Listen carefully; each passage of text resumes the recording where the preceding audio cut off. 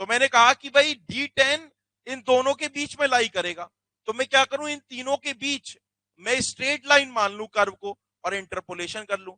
Interpolation जब करोगे तो इन दो पॉइंट्स के बीच वाला जो साइज है उनके बीच का स्लोप और इनके बीच का स्लोप सेम करोगे, तो उसको सेम करने में बड़ा टाइम लगेगा, इसलिए हमने उसी इक्वेशन को जब हम सॉल्व करते हैं तो हमारी जनरल इक्वेशन बन जाती है y is equal to y1 plus y2 minus y1 upon x2 minus y क्या होता है, जिसको निकालना चाह रहे हैं, किसको निकालना चाह रहे हैं, साइज को, और x क्या होता है, अपोजिट टर्म जो है हमारे यहाँ परसेंटेज। क्लियर हो रही बात, उस फॉर्मूले को लगाया और D10 D30 D60 मैंने निकाल लिया। अब चलते हैं सी पार्ट की तरफ। सी पार्ट में क्या बोला है, सी पार्ट में क्या बोला है, सीयू निकालना है ना, तो calculation of CU, calculation of CU coefficient of uniformity, तो हमें पता है as CU is equal to D60 divided by D10, तो D60 बेटा कितना आया 492, D60 आया 1.75 mm, मतलब 1.75 mm कितना हो गया 1.75 multiplied by 1000 divided by D10 कितना दे रखा है, D10 निकाला 120 mm, अच्छा माइक्रोन में आया 120 माइक्रोन, तो ये भी माइक्रोन में और ये भी आपका माइक्रोन में, तो जब अपन इसको सॉल्व करेंगे तो सीयू कितना आ जाएगा, हाँ 14.5 यूनिट क्या होगी इसकी। चलो जरा डी पार्ट में क्या निकालना है, डी पार्ट में क्या निकालना है, कोफिशिएंट ऑफ कर्वेचर, तो calculation of coefficient of curvature CC, तो कोफिशिएंट ऑफ कर्वेचर क्या होता है बेटा, that is CC is equal to D30 का square divided by D60 multiplied by D10, D30 आपने निकाल लिया इंटरपोलेशन करके, D30 की वैल्यू हमारी आई 492 माइक्रोन, तो 492 माइक्रोन का whole square divided by D60 की वैल्यू हमने निकाली है 1750 माइक्रोन मल्टीप्लाइड बाई D10 निकाला 120, तो सॉल्व करिए और बताइए सीसी कितना आ रहा है, 1.15 सीसी की वैल्यू आ गई, तो ये सब निकालना था, गोपाल रंजन का सवाल कट कॉपी पेस्ट कर दिया था, बस थोड़ा सा क्या है ना, जैसे हम लोग क्या करते हैं जब हम कोई भी कोड बनाते हैं तो कहीं भी इधर उधर का देखकर जो है थोड़ा बहुत शक ना हो, तो इसलिए कुछ चीजें गड़बड़ मतलब कम कर देते हैं, तो सवाल पूरा का पूरा उतार दिया, लेकिन जो आखिरी वाला पार्ट था लगा कि यार बच्चों को 25 नंबर में बहुत लंबा हो सकता है, तो आखिरी वाला पार्ट छोड़ दिया, या फिर कोई और रीजन होगा, लेकिन आखिरी पार्ट में समय नहीं लगेगा, मुश्किल से देख के ही हमें पता चल जाएगा। आखिरी पार्ट में क्या, ई पार्ट में क्या पूछा है, आखिरी पार्ट में क्या पूछा है, ग्रेडेशन ऑफ सॉइल, तो सॉइल का ग्रेड कैसा है बताइए, बताइए। सबसे पहले देखेंगे क्या, सबसे पहले देखेंगे कि मेन सॉइल कौन सी है, हम जो C1 एनालिसिस कर रहे हैं वो कौन सी सॉइल के लिए कर रहे हैं, सो क्लियरली हमें क्या दिख रहा है, clearly from the data soil is sand हो गई, बहुत बढ़िया, ठीक है। अब देखेंगे ये सैंड वेल ग्रेडेड है या पुअरली ग्रेडेड है, ठीक है। So as Cu is equal to 14.58 जो कि किससे ज्यादा है, 6 से ज्यादा है, और Cc इज इक्वल टू हमारा 1.15 जो कि बेटा 1 और 3 के बीच में है, यानी ये इंडियन स्टैंडर्ड रिकमेंडेशन की दोनों कंडीशन को सेटिस्फाई कर रहा है, Cu की वैल्यू 6 से ज्यादा है, Cc की वैल्यू आपका 1/3 से ज्यादा है ना, as Cu and Cc follows Indian standard recommendation,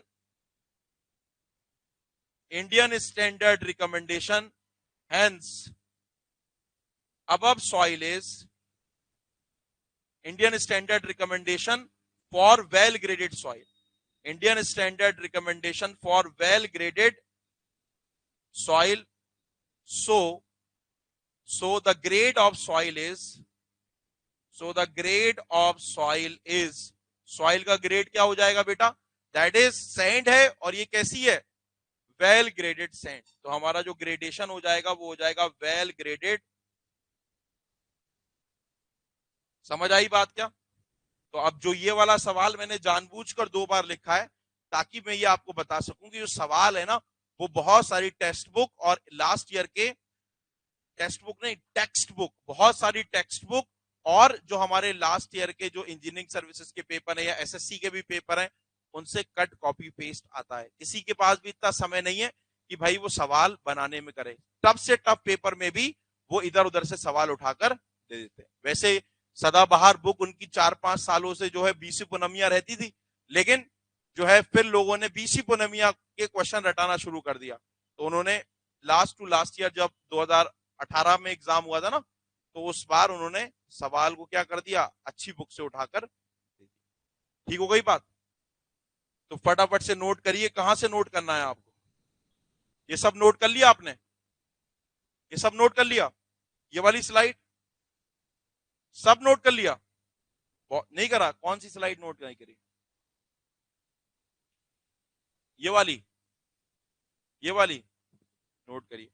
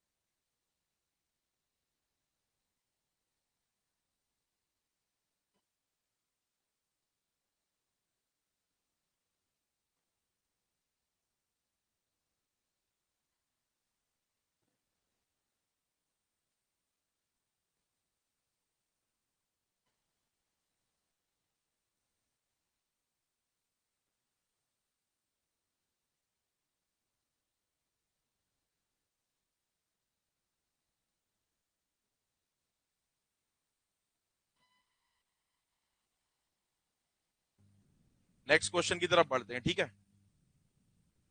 note कर लिया सबने सब? इतनी देर में आके कर लेते, स्लाइड बढ़ा लेते। चलो नोट कर लेना, पीडीएफ मिल ही जाएगी आपको। चलिए अब क्या था ना, हम लोग पीछे आते हैं, चलो जरा, ठीक है? अब हम लोग वो भी बता देते हैं एक बार में, फिर उसके बाद फिर हम लोग सवाल करेंगे, सारे टॉपिक हो जाएंगे। तो हम लोग अब कर लेते हैं, that is called as sedimentation analysis. तो सेडिमेंटेशन एनालिसिस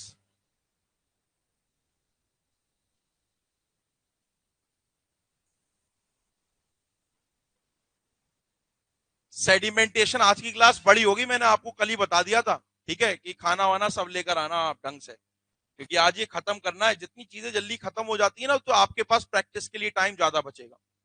ब्रेक दे दूंगा, टेंशन मत लीजिए। सेडिमेंटेशन एनालिसिस क्या होती है? सेडिमेंटेशन एनालिसिस हम यूज करते हैं फाइन ग्रेन्ड सॉइल का जीएसडी निकालने के लिए। जब हम सेडिमेंटेशन एनालिसिस यूज करते हैं, तो ये सेडिमेंटेशन एनालिसिस में हम लोग सॉइल के पार्टिकल्स को पानी के अंदर सेटल कराने की कोशिश करते हैं, और उनको सेटल होने में लगने वाले समय को नोट कर लेते हैं, उनकी सेटलिंग वेलोसिटी निकालते हैं। तो ये जो स्टोक्स लॉ है, जब इसमें हम पार्टिकल को सेटल कराते हैं, तो पार्टिकल सेटल करते हैं किसी ना किसी वेलोसिटी से। तो पार्टिकल किस वेलोसिटी से सेटल करते हैं, उस वेलोसिटी को निकालने के लिए हम एक लॉ का यूज करते हैं, that is called as Stokes law. मतलब जो इस सेडिमेंटेशन एनालिसिस है, वो एक लॉ के ऊपर आधारित है, जिसका नाम है स्टोक्स लॉ। अब स्टोक बाबा क्या बोलते हैं? स्टोक बाबा बोलते हैं, जब आप एक इनफाइनाइट लिक्विड कॉलम में असीमित द्रव का जो स्तंभ है ना, इनफाइनाइट लिक्विड कॉलम है, ये आपका लिक्विड का, हमारा इनफाइनाइट लिक्विड का कॉलम है। जब इसके अंदर आप एक डिस्क्रीट पार्टिकल को छोड़ते हैं, डिस्क्रीट पार्टिकल का मतलब एक अकेले पार्टिकल, अकेले गोलाकार और स्फेरिकल पार्टिकल को जब आप इसको छोड़ते हैं, तो इसके वेट के कारण, इसके भार के कारण, इसकी वेलोसिटी पानी में एकदम से बहुत, जैसी डालोगे एकदम से बहुत ज्यादा हो जाएगी। लेकिन जितनी ज्यादा वेलोसिटी होगी, उतना ही इस पानी के द्वारा इस पार्टिकल के ऊपर ड्रैग फोर्स भी लगेगा। ड्रैग फोर्स आपने पढ़ा होगा, है ना, that is 1/2 CD into rho A V square. तो ड्रैग फोर्स पार्टिकल की सेटलिंग वेलोसिटी के स्क्वायर के बराबर, डायरेक्टली प्रोपोर्शनल होता है।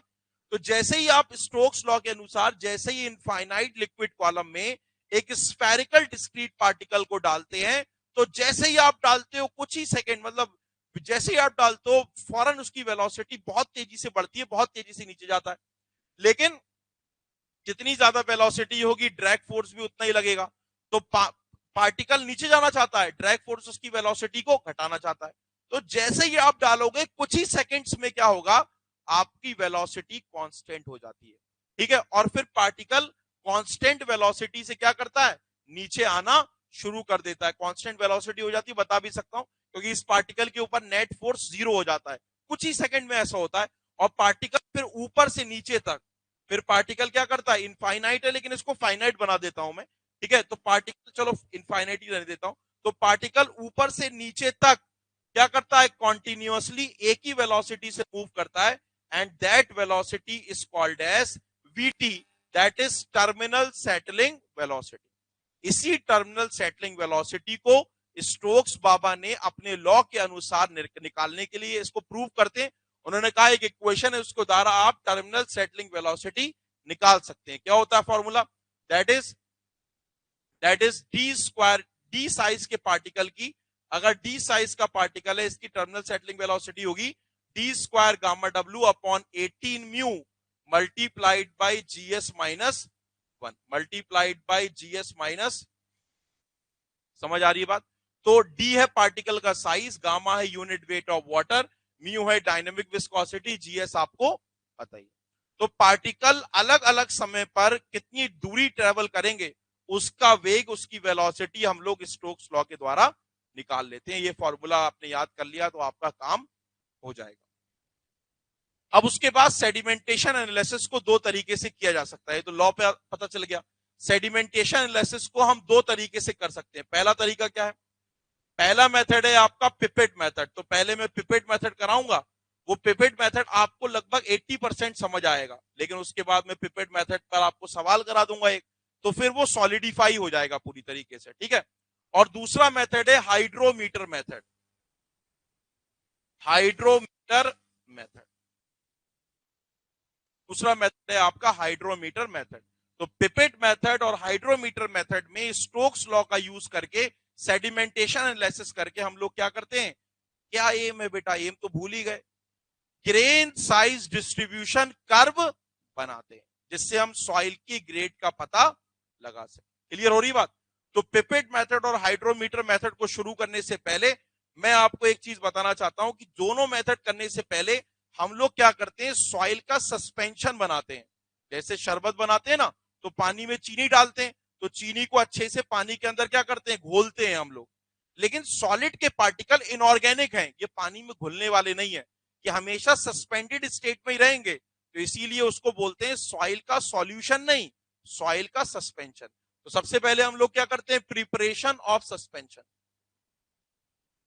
सबसे पहले हम सस्पेंशन को प्रिपेयर करते हैं।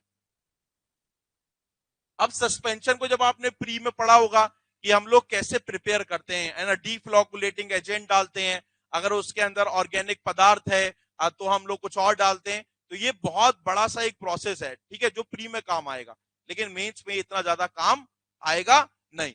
तो मैं आसान शब्दों में आपको बताऊं तो हम लोग बेसिकली क्या करते हैं, हम लोग बेटा एक इस तरीके से क्या ले लेते हैं, कंटेनर ले लेते हैं, ठीक है। इस कंटेनर के अंदर हम लोग लेते हैं बेटा 50 ग्राम। आप स्टैंडर्ड जो लेते हैं वो 50 ग्राम लेते हैं, क्वेश्चन में वेरी भी करेगा, ठीक है।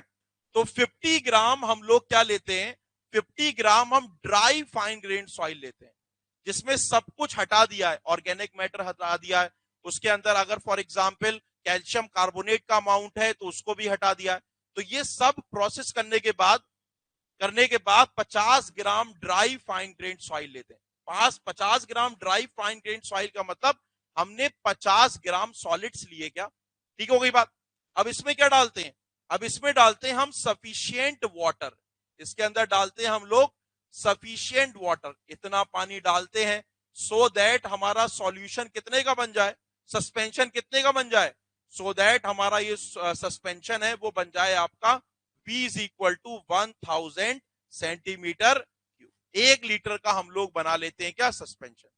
सस्पेंशन अच्छे से क्या करेंगे, घोल लेंगे। जब आप अच्छे से घोलोगे तो सॉलिड्स क्या करेंगे, यूनिफॉर्मली हर जगह बराबर डिस्ट्रीब्यूट हो जाएंगे। पहली लेयर देखो, दूसरी लेयर देखो, या सबसे नीचे वाली लेयर देखो, हर जगह सॉलिड्स की कंसंट्रेशन बराबर होगी। अब आप बोलोगे ये कंसंट्रेशन क्या होती है, थोड़ा बहुत तो केमिस्ट्री पढ़ा होगा ना। तो कंसंट्रेशन का मतलब क्या होता है, what do you mean by concentration, क्योंकि यहां सारा खेल वेट का नहीं होगा, यहां खेल होगा कंसंट्रेशन का। तो कंसंट्रेशन क्या होती है, कंसंट्रेशन होती है, कभी आपने केमिस्ट्री पढ़ी है ना, तो कंसंट्रेशन होती है weight of solute divided by volume of solution, ऐसा पढ़ा है ना।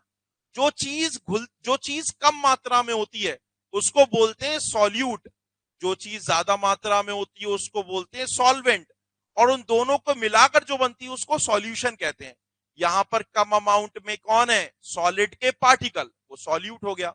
यहां पर सॉल्यूशन नहीं है, यहां सस्पेंशन है, तो यहां पर हमारा जो कॉन्सेंट्रेशन है उसकी इक्वेशन थोड़ी सी चेंज हो जाएगी, that is weight of solids divide या solute divided by volume of suspension.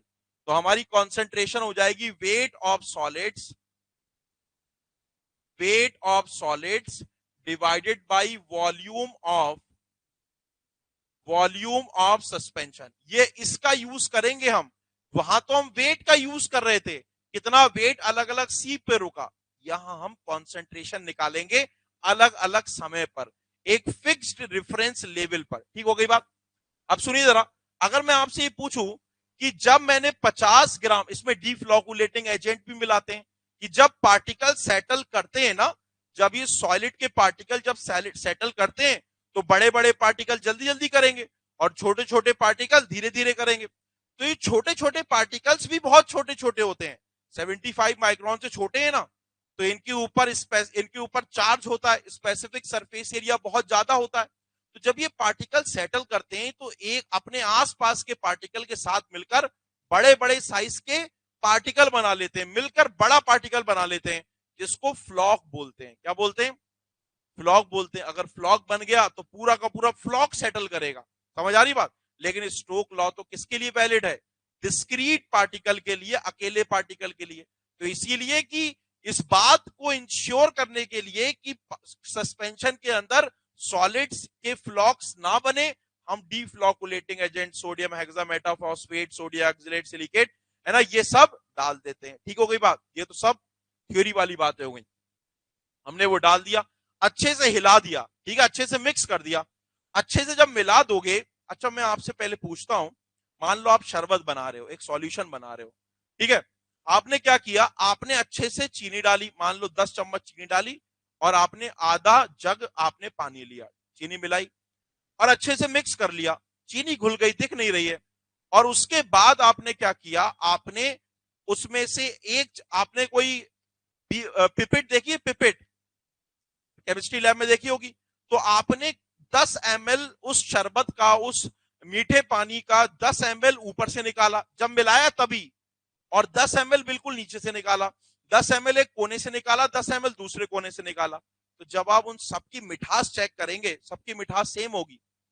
क्यों मिठास सेम होगी? क्योंकि उनके अंदर कॉन्सेंट्रेशन सॉलिड्स की बराबर है। क्लियर हो रही बात? कॉन्सेंट्रेशन बराबर है। इसी तरीके से जब आप पानी के अंदर सॉलिड्स मिलाकर हल्के से ऐसे हिलाएंगे, तो हर जगह सॉलिड्स की जो कॉन्सेंट्रेशन है वो बराबर ही होगी। ठीक हो गई बात? तो T इज इक्वल टू 0 पर जैसे ही आप सस्पेंशन बनाकर तैयार करते हैं, तो कॉन्सेंट्रेशन, जिसको इनिशियल कॉन्सेंट्रेशन, जिसको टोटल कॉन्सेंट्रेशन भी कहते हैं, वो क्या होती है? हर जगह बराबर ही तो होगी, चाहे आप नीचे से निकालो चाहे ऊपर से निकालो। T इज इक्वल टू 0 पर जब हमारा सेटलिंग होना चालू नहीं हुई है। तो अगर मैं T इज इक्वल टू 0 पर इनिशियल कंसंट्रेशन पूछूं, at T is equal to 0 पर मैं टोटल कॉन्सेंट्रेशन या फिर मैं इनिशियल कॉन्सेंट्रेशन आपसे पूछूं, तो बता सकते हो कितनी आएगी? जैसे ही सस्पेंशन बनाया है ना, फौरन बताओ आपकी कंसंट्रेशन कितनी होगी? कितनी होगी? वेट ऑफ सॉलिड कितने लिए थे? 50। वॉल्यूम कितना है? मतलब 1 ग्राम, ये कितना हो जाएगा?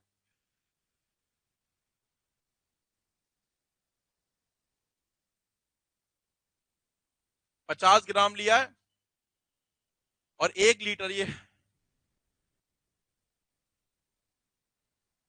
सही है। तो कॉन्सेंट्रेशन कितनी हो जाएगी?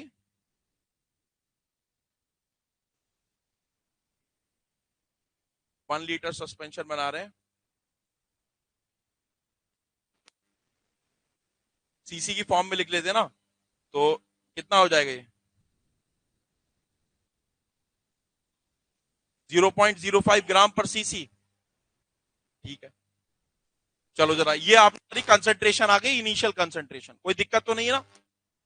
कहीं कोई यहाँ पर गड़बड़ तो नहीं हुई है? 1000 centimetre cube is equal to 1 litre ही होता है ना? तो weight of solid 50 divided by volume of suspension. ठीक है, ये तो हमारी इनिशियल कॉन्सेंट्रेशन आ गई, या 50 ग्राम पर लीटर भी लिख सकते हैं, 50 ग्राम पर लीटर भी लिख सकते हैं। तो ये कंसेंट्रेशन हमने इनिशियल निकाल ली। ये T इज इक्वल टू 0 पर है, लेकिन जैसे ही अपने सस्पेंशन को आप ठहरने रखोगे, तो क्या होगा? सॉलिड पार्टिकल सेटल करना चालू कर जाएंगे। कौन से लॉ के अनुसार? स्टोक्स लॉ के अनुसार। छोटे छोटे पार्टिकल जल्दी जल्दी सेटल करेंगे क्या? और बड़े बड़े पार्टिकल धीरे धीरे सेटल करेंगे। हाँ, छोटे छोटे पार्टिकल धीरे धीरे सेटल करेंगे और बड़े बड़े पार्टिकल जल्दी जल्दी सेटल करेंगे। कौन से पार्टिकल जल्दी जल्दी सेटल करेंगे? बड़े वाले पार्टिकल। देखो ना, settling velocity is directly proportional to the square of size of particle. मतलब बड़े बड़े पार्टिकल की सेटलिंग वेलोसिटी ज्यादा होगी और छोटे छोटे पार्टिकल की सेटलिंग वेलोसिटी कम होगी। तो बड़े बड़े पार्टिकल जल्दी जल्दी सेटल करेंगे और छोटे छोटे पार्टिकल धीरे धीरे सेटल करेंगे। तो हर एक लेवल पर कॉन्सेंट्रेशन क्या होती जाएगी? अब चेंज होती जाएगी। तो पिपेट मेथड में हम लोग बेटा एक फिक्स्ड रेफरेंस लेवल बना लेते हैं और उस फिक्स्ड रेफरेंस लेवल पर हम अलग अलग समय पर सैंपल की कॉन्सेंट्रेशन निकालते हैं। इनिशियल कॉन्सेंट्रेशन पता है, तो अब हमने सस्पेंशन भी बना लिया। अच्छा, अगर फॉर एग्जाम्पल मैं आपसे ये पूछूं कि सस्पेंशन की डेंसिटी बताओ, तो डेंसिटी निकाल सकते हो क्या? जैसे अगर यहां आपने कंसेंट्रेशन निकाली है ना, अगर मैं आपसे पूछूं ये जो सस्पेंशन आपने बनाया है T इज इक्वल टू 0 पर, T इज इक्वल टू 0 पर इस सस्पेंशन की का यूनिट वेट बताओ, बता सकते हो क्या? वेट ऑफ सॉलिड्स कितने हैं? यही हो जाएगा, कह रहे हैं यही हो जाएगा। वेट ऑफ सॉलिड्स कितने? सस्पेंशन का यूनिट वेट होता क्या, पहले ये बताओ। सस्पेंशन का यूनिट वेट क्या होगा? Unit weight of suspension is equal to weight of solid plus weight of water in suspension divided by volume of suspension. तो हमें वेट ऑफ सॉलिड तो सस्पेंशन के दे रखे हैं, वॉल्यूम भी दे रखा है, लेकिन पानी का वेट नहीं दे रखा। तो वेट ऑफ सॉलिड आपको दे रखे हैं बेटा कितना, 50 ग्राम, ठीक है, प्लस वेट ऑफ वाटर कैसे निकालेंगे, देखो देखो यहां वेट, हमारे वेट ऑफ सॉलिड दे रखे हैं बेटा कितना, 50 ग्राम। वेट ऑफ सॉलिड हमारे 50 ग्राम दे रखे हैं, तो वॉल्यूम ऑफ सॉलिड कितने हो जाएंगे, 50 डिवाइडेड बाई जीएस, बोलो ना, गामा डब्ल्यू को 1 ग्राम पर सीसी ले लिया। तो टोटल वॉल्यूम सस्पेंशन होगा सॉलिड के कारण और पानी के कारण, इन्हीं के कारण होगा ना। तो टोटल वॉल्यूम तो आपको पता है ना 1000 सीसी, तो यहां से जब निकालोगे तो वॉल्यूम ऑफ वाटर हो जाएगा total volume minus volume of solid. जब वॉल्यूम ऑफ वाटर निकाल लिया तो वेट ऑफ वाटर कितना हो जाएगा, volume of water divided by volume of water multiplied by gamma W. Weight of water आ गया, वेट ऑफ सॉलिड पता ही थे, वॉल्यूम ऑफ सॉल्यूशन पता था, तो आपको यूनिट वेट मिल जाएगा। अरे यूनिट वेट और कॉन्सेंट्रेशन में फर्क होता है, समझ आ रही बात। अगर आप ये बोलेंगे कि यही यूनिट वेट होगा, नहीं, ये कॉन्सेंट्रेशन है, यूनिट वेट भी निकालना पड़ेगा। तो यूनिट वेट इस तरीके से निकालेंगे, जब सवाल करेंगे तो आपको और समझ आएगा, लेकिन मैंने अभी आपको हिंट दे दिया, इस तरीके से यूनिट वेट सस्पेंशन का निकाला जाता है। सस्पेंशन कोई सॉइल नहीं है कि यहां पर gamma sat is equal to GS plus ES ये सब लगा दो, है ना, यहां पर वॉइड थोड़ी ना क्रिएट होंगे, यहां तो पानी जाता है, सॉलिड कम है, तो पानी सॉलिड इधर उधर फैलेंगे, ऐसे ही सेटल करेंगे सॉलिड। क्लियर हो रही बात। तो ये हो गया सस्पेंशन की डेंसिटी, हम लोग इस तरीके से निकालते हैं। अब हमने सस्पेंशन को प्रिपेयर कर लिया है, कितना सस्पेंशन प्रिपेयर किया, 1000 सीसी। अब हम लोग पिपेट मेथड को यूज करना चालू करते हैं। तो पहला मेथड है हमारा पिपेट मेथड। समझ आ रही है बात, क्या थोड़ा तेज होता हो, लेकिन आप हो भी तो बेटा एडवांस लेवल पे ना, तो जितनी चीजें आपकी काम की वो बता रहा हूं, थ्योरेटिकल चीजें आपको नोट से याद ही करनी पड़ेंगी, है ना। तो वॉस्ट जो चीजें पहले हमें लास्ट ईयर में आई हैं, जो आ सकती हैं, वो पहले कर रहे हैं हम। तो पिपेट मेथड में हमने बनाया था 1000 सीसी, लेकिन हम लोग यूज करते हैं कितना, 500 सीसी सैंपल यूज करते हैं। करते क्या है, इस 500 सैंपल को पिपेट मेथड में, जो 500 सैंपल है ना बेटा, इस 500 सैंपल को हम लोग क्या करते हैं, 500 सैंपल को हम लोग बेटा इस तरीके से एक बीकर में रख देते हैं।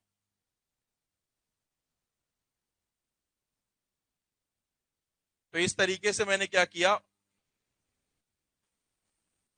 इस तरीके से मैंने एक बीकर के अंदर एक सेडिमेंटेशन टैंक होता है वो बेसिकली पिपेट मेथड में, तो उसके अंदर हम लोग क्या करते हैं, सस्पेंशन को रख देते हैं और अच्छे से क्या करते हैं, स्टिर कर देते हैं। तो इसको ऐसा नहीं कर रहा हूं, ऐसी लाइन खींच देता हूं, यहां तक हमारा क्या है, सैंपल है।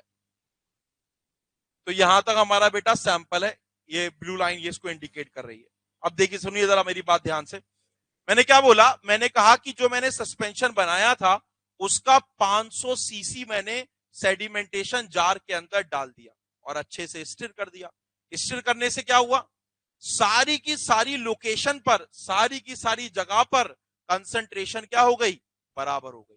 कहीं से भी निकालोगे कंसंट्रेशन किसके बराबर होगी, इनिशियल कंसंट्रेशन के बराबर होगी। हमारा एम नहीं भूलना है, एम क्या है, ग्रेन साइज डिस्ट्रीब्यूशन कर्व बनाना।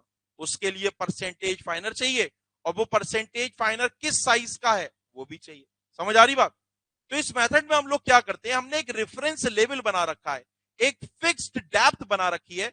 इसमें हम लोग टॉप सरफेस से एक फिक्स्ड डेप्थ से हम लोग क्या करते हैं, टॉप सरफेस से फिक्स्ड डेप्थ से हम एक सैंपल को सक करते हैं। हम लोग क्या करते हैं, टॉप सरफेस से एक हमने डेप्थ फिक्स कर रखी है, कहीं पर 10 सेंटीमीटर, कहीं 15 सेंटीमीटर, तो एक फिक्स्ड डेप्थ होती है। लोग जिस लोकेशन से सैंपल सक करते हैं, जिस लेवल से सैंपल को सक करते हैं, उसको बोलते हैं एचई। उसको क्या बोलते हैं, एचई। तो हम लोग क्या करते हैं, एक फिक्स्ड डेप्थ एचई से एक पिपेट के माध्यम से सैंपल को सक करते हैं। पिपेट तो आपने देखी होगी केमिस्ट्री लैब में, है ना, करते हो ना, सक करते हो ना। तो यहां जो हम पिपेट यूज करते हैं वो 10 ml की पिपेट यूज करते हैं। क्या करते हैं, तो हम लोग क्या करते हैं, एक फिक्स्ड डेप्थ एचई, ये डेप्थ हमारी क्या रहेगी, फिक्स रहेगी। तो T इज इक्वल टू 0 पर तो कंसंट्रेशन क्या थी, वही थी जो हमने निकाली। अब हम लोग क्या करते हैं, अलग अलग समय पर, है ना, जैसे टाइम चालू होगा सेडिमेंटेशन चालू हो जाएगा, क्या सॉलिड पार्टिकल सेटल करना चालू हो जाएंगे। तो जब सॉलिड पार्टिकल सेटल करना चालू हो जाएंगे तो ऑब्वियस सी बात है हम अलग अलग समय पर, क्या हुआ, तो हम लोग अलग अलग समय पर एक फिक्स्ड डेप्थ एचई से हम लोग पिपेट के माध्यम से सैंपल को सक करते जाएंगे। वो जो 10 ml का सैंपल हमने सक किया था ना, उसको एक ट्रे में डालेंगे। ट्रे में डालने के बाद उसको डालेंगे हम ओवन में, 24 घंटे के बाद निकालेंगे तो पानी उड़ जाएगा, क्या यस और नो। तो उसके अंदर बचेंगे क्या, सॉलिड्स। वो सॉलिड्स के वेट को हम लोग नोट कर लेंगे। वो सॉलिड्स कितने वॉल्यूम के अंदर हैं, 10 ml। तो वेट ऑफ सॉलिड्स मिल गए और वो किस वॉल्यूम में, 10 ml। तो उस समय एचई डेप्थ पर 10 ml के सैंपल में हमारे सस्पेंशन की कॉन्सेंट्रेशन कितनी है वो मिल गई, क्या। तो हम लोग उस कॉन्सेंट्रेशन को निकाल लेते हैं, ठीक है। और उस कॉन्सेंट्रेशन को निकालने के बाद फिर हमें परसेंटेज फाइनर और साइज भी मिल जाता है। कैसे मिलता है देखिए जरा। तो इस मेथड में हम लोग क्या करेंगे, यूज करेंगे बेटा, यूजिंग, हमें निकालना है परसेंटेज फाइनर। तो हम लोग अलग अलग समय पर 10 ml का सैंपल लेंगे और उसको ओवन में डालकर उसकी कॉन्सेंट्रेशन निकाल लेंगे। सो परसेंटेज फाइनर, कोई भी साइज है डी, डी साइज से छोटे पार्टिकल्स की परसेंटेज किस डेप्थ के करस्पॉन्डिंग, रेफरेंस लेवल एचई के करस्पॉन्डिंग। तो वो कैसे निकालते हैं, वो निकालते हैं is equal to concentration, is equal to concentration at HE. किस लेवल पे concentration, concentration at HE at any time T, concentration at HE at any time T divided by initial concentration, divided by initial concentration और multiplied by 100। मतलब किसी भी D size से छोटे particle की परसेंटेज निकालते हैं हम लोग बेटा, ओमेगा किसी भी समय की concentration divided by initial concentration omega 0 multiplied by 100। तो डी साइज से छोटे पार्टिकल की कंसेंट्रेशन ऐसे निकाल ली। फिर बोलोगे सर इसको प्लॉट करने के लिए आपको डी साइज भी तो चाहिए। तो डी साइज कैसे निकालते हैं, यूजिंग स्टोक्स लॉ। ये अभी समझ आएगा, अभी मैं समझाऊंगा आपको तब समझ आएगा। Using Stokes law, Vt is equal to, Vt is equal to He upon T is equal to D square gamma W divided by 18 mu GS minus 1। Stokes law का यूज करके उस परसेंटेज फाइनर के करस्पॉन्डिंग जो D size है वो निकाल ले। ये बात आपको जो है केवल 10% समझ आई होगी। मैंने ये बोला, फिर से सुनो जरा ध्यान से, मैंने आपसे ये बोला कि इस मेथड में हम लोग क्या करते हैं, अलग अलग समय पर एक फिक्स्ड डेप्थ एचई से सैंपल को सक करते हैं एक पिपेट की माध्यम से। कितना सैंपल, 10 ml। उसको सक करने के बाद उसकी कॉन्सेंट्रेशन निकाल लेते हैं, वेट ऑफ सॉलिड्स को नोट करके कॉन्सेंट्रेशन एचई डेप्थ पर अलग अलग समय की मिल जाती है और उसका यूज करके हम परसेंटेज फाइनर मिल जाता है। वो परसेंटेज फाइनर किस साइज का है वो हम स्टोक्स लॉ निकाल लेते हैं। अलग अलग समय पर अलग अलग परसेंटेज फाइनर मिलेगा और उनके करस्पॉन्डिंग उनसे संबंधित अलग अलग साइज मिलेंगे। उनको ग्रेन साइज डिस्ट्रीब्यूशन कर्व पे प्लॉट कर देंगे, परसेंटेज फाइनर और साइज ऑफ पार्टिकल में प्लॉट कर देंगे तो हमें क्या मिल जाएगा, ग्रेन साइज डिस्ट्रीब्यूशन कर्व मिल जाएगा। लेकिन आप बोलोगे सर ये ऐसा होता क्यों है, ये फॉर्मूला हम यूज क्यों कर रहे हैं। देखो जरा ध्यान से, इसको समझा देता हूं तब आपको और क्लियरिटी आएगी। देखिए T इज इक्वल टू 0 की बात करें तो हर लेवल पर जो कॉन्सेंट्रेशन होगी सॉलिड की, हर लेवल पे कॉन्सेंट्रेशन क्या होगी, सेम। तो अगर मैं ऊपर वाले लेवल की बात करूं T इज इक्वल टू 0 पर, तो छोटे छोटे पार्टिकल्स भी होंगे, बड़े बड़े पार्टिकल्स भी होंगे, बहुत बड़े पार्टिकल्स भी होंगे। तो हर लेवल पर T इज इक्वल टू 0 पर ये पार्टिकल की कॉन्सेंट्रेशन क्या होगी, सेम होगी। यस और नो। अब समझो जरा ध्यान से, मुझे नहीं पता कि पार्टिकल का साइज कौन सा है, मुझे अभी कुछ नहीं पता। तो समझो जब T इज इक्वल टू 0 पर आप सैंपल को करोगे, ध्यान सुनेंगे, T इज इक्वल टू 0 पर जब He डेप्थ पे आप सैंपल को सक करोगे, मुझे नहीं पता, पार्टिकल दिख थोड़ी रहे, तो मुझे नहीं पता कौन सा पार्टिकल T समय पर, जब अभी तो T इज इक्वल टू 0 की बात है, लेकिन जैसे ही समय चालू होगा वैसे ही सॉलिड सेटल करना चालू करेंगे, छोटे छोटे पार्टिकल धीरे धीरे सेटल करेंगे और बड़े बड़े पार्टिकल जल्दी जल्दी सेटल करेंगे, यस और नो। तो जब आप एचई डेप्थ से सैंपल को सक करोगे यहां से, यस और नो, तो कोई इनमें से कोई तो पार्टिकल ऐसा होगा जो एचई डेप्थ पर पहुंच गया होगा ना ऊपर से, मुझे नहीं पता वो कौन सा है, मैं ये अज्यूम कर रहा हूं कि कोई तो एक ऐसा पार्टिकल होगा जो टी समय पर, जब आपने सैंपल को मान लो 2 मिनट में सक किया, सेडिमेंटेशन के स्टार्ट होने के 2 मिनट के बाद सक किया, तो कोई तो पार्टिकल ऐसा होगा जो भाई साहब टी समय में यहां तक पहुंच गया होगा, मुझे नहीं पता वो डी साइज कौन सा है। तो मैंने मान लिया जो पार्टिकल टी समय में डी साइज पे पहुंचा वो पार्टिकल फॉर एग्जांपल ये था वो, जब मैंने सैंपल को सक किया, ध्यान सुनेंगे, जब मैंने सैंपल को सक किया तो एक टी साइज का पार्टिकल था, वो साइज मुझे नहीं पता, तो वो पार्टिकल टी समय पर कहां पहुंच गया, यहां। तो इसकी सेटलिंग वेलोसिटी क्या होगी, इसने कितनी दूरी कवर करी, एच, और कितने समय में कवर करी, टी समय में। तो ये इस पार्टिकल ने किस सेटलिंग वेलोसिटी से मूवमेंट किया होगा, वीटी। तो जो एच बाई टी वीटी, तो जो पार्टिकल इससे बड़े होंगे उनकी सेटलिंग वेलोसिटी वीटी से ज्यादा होगी या कम होगी। तो टी समय पर जब उनकी सेटलिंग वेलोसिटी वीटी ज्यादा होगी, जब टी समय पर आप सैंपल को सक करोगे तो ये वाला पार्टिकल कहां, यहीं पहुंच गया होगा कहीं, ये वाला पार्टिकल ने ज्यादा दूरी कवर कर ली होगी, कहीं ना कहीं यहां पहुंच गया होगा, यस और नो। और जो इससे छोटे पार्टिकल्स होंगे वो कहीं ना कहीं इस जोन में लाई करते होंगे, क्योंकि उनका साइज छोटा है, तो बेटा वो एच पे पहुंचे नहीं होंगे। तो जब आप टी समय पर सैंपल को सक करोगे तो उस सैंपल के अंदर आपको वही सारे सॉलिड्स मिलेंगे जो सॉलिड्स डी साइज से छोटे हैं, यस और नो। आपको वही सारे सॉलिड्स मिलेंगे जिनकी सेटलिंग वेलोसिटी वीटी से कम है।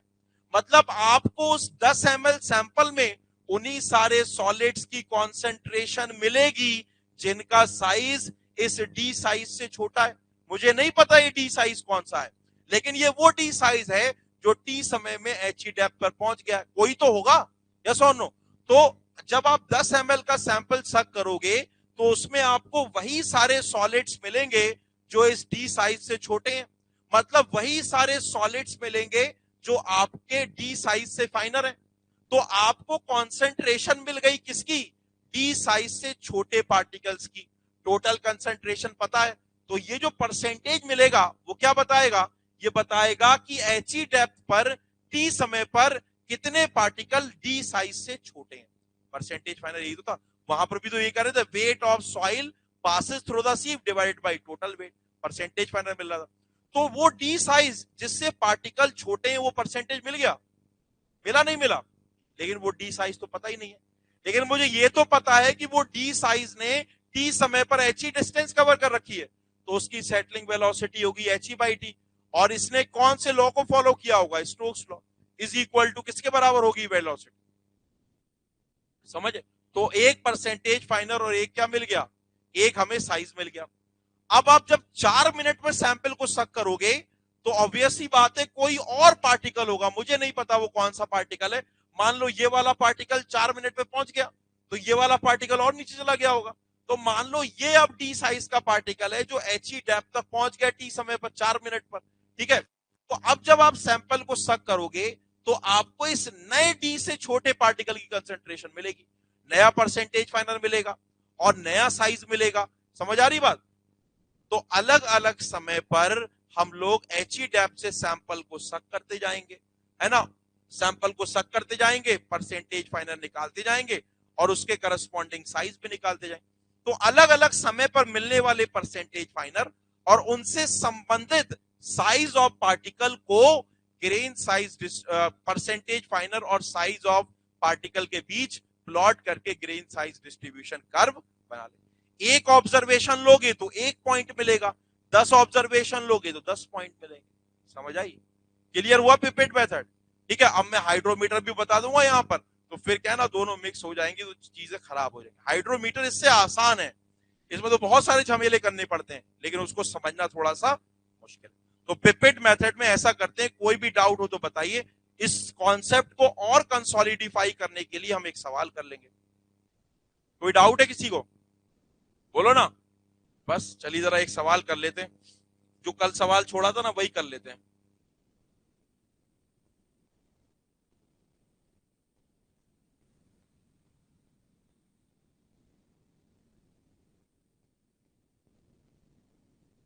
चलिए क्वेश्चन नंबर 27, क्वेश्चन नंबर 27 करिए।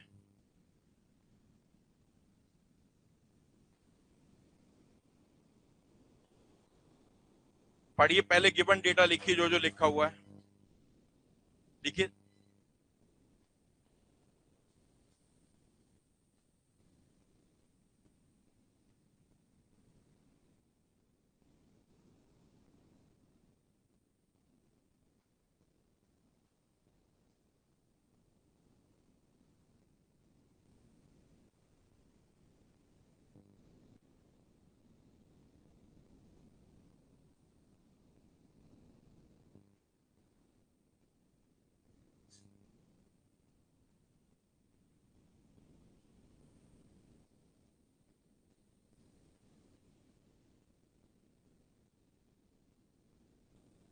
ऑनलाइन वाले बच्चे भी करिए, और ऑनलाइन वालों को कोई डाउट हो तो पूछ लीजिए।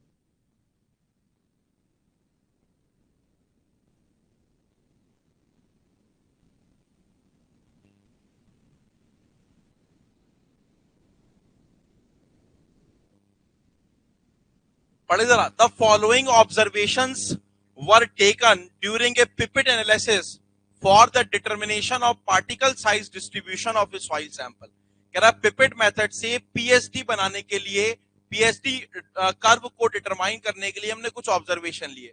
The depth below the water surface at which the sample was taken 100 mm, मतलब एच दे रखा है ये, यस और नो? तो आपको दे रखा है बेटा एच, तो जो जो दे रखा है उसको नोट कर लीजिए। गिवन आपको एच दे रखा है 100 mm।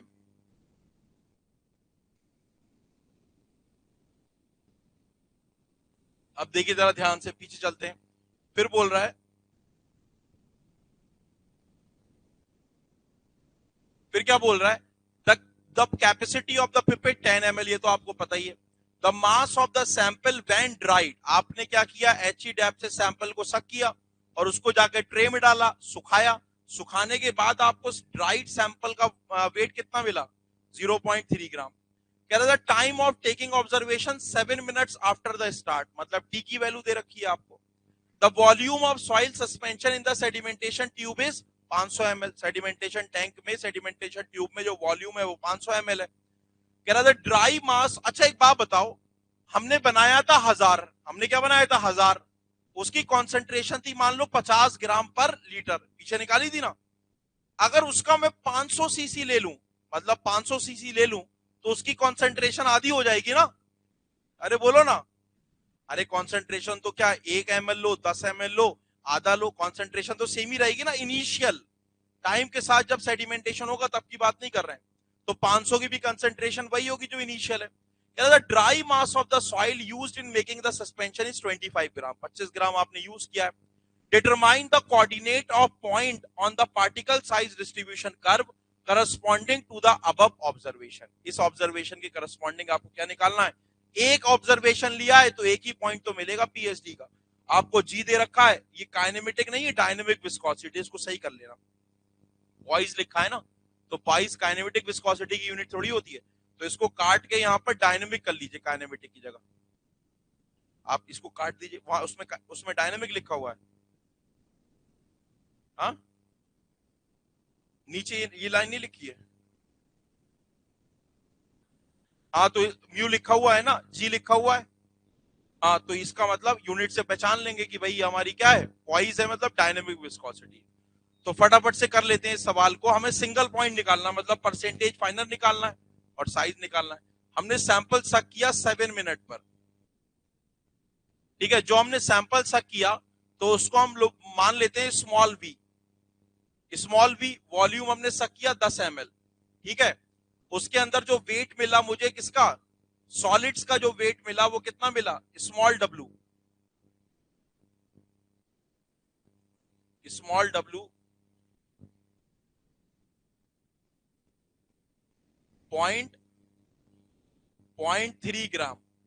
हमने जो सस्पेंशन बनाया उसका जो वॉल्यूम था वो कितना था बेटा, वॉल्यूम था हमारा बेटा 500 ml। और हमने जो सॉलिड्स लिए थे वो कितने थे,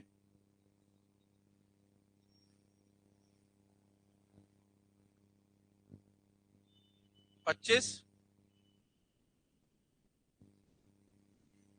ठीक हो गई बात।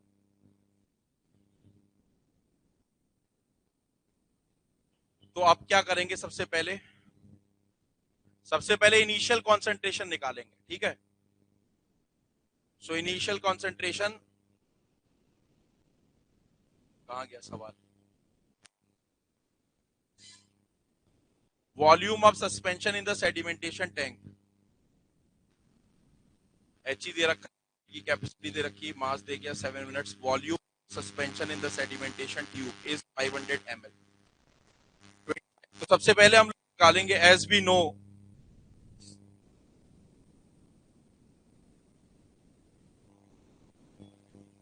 as we know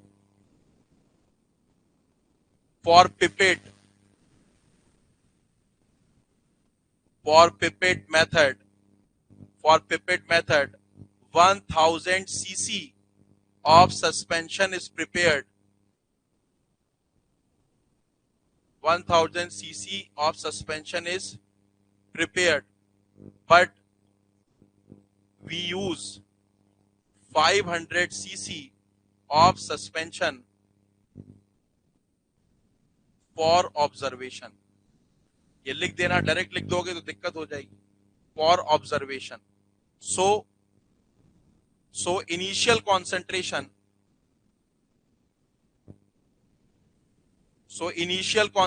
कितनी हो जाएगी, weight of solids that is 25 gram divided by volume कितना 1000 सीसी।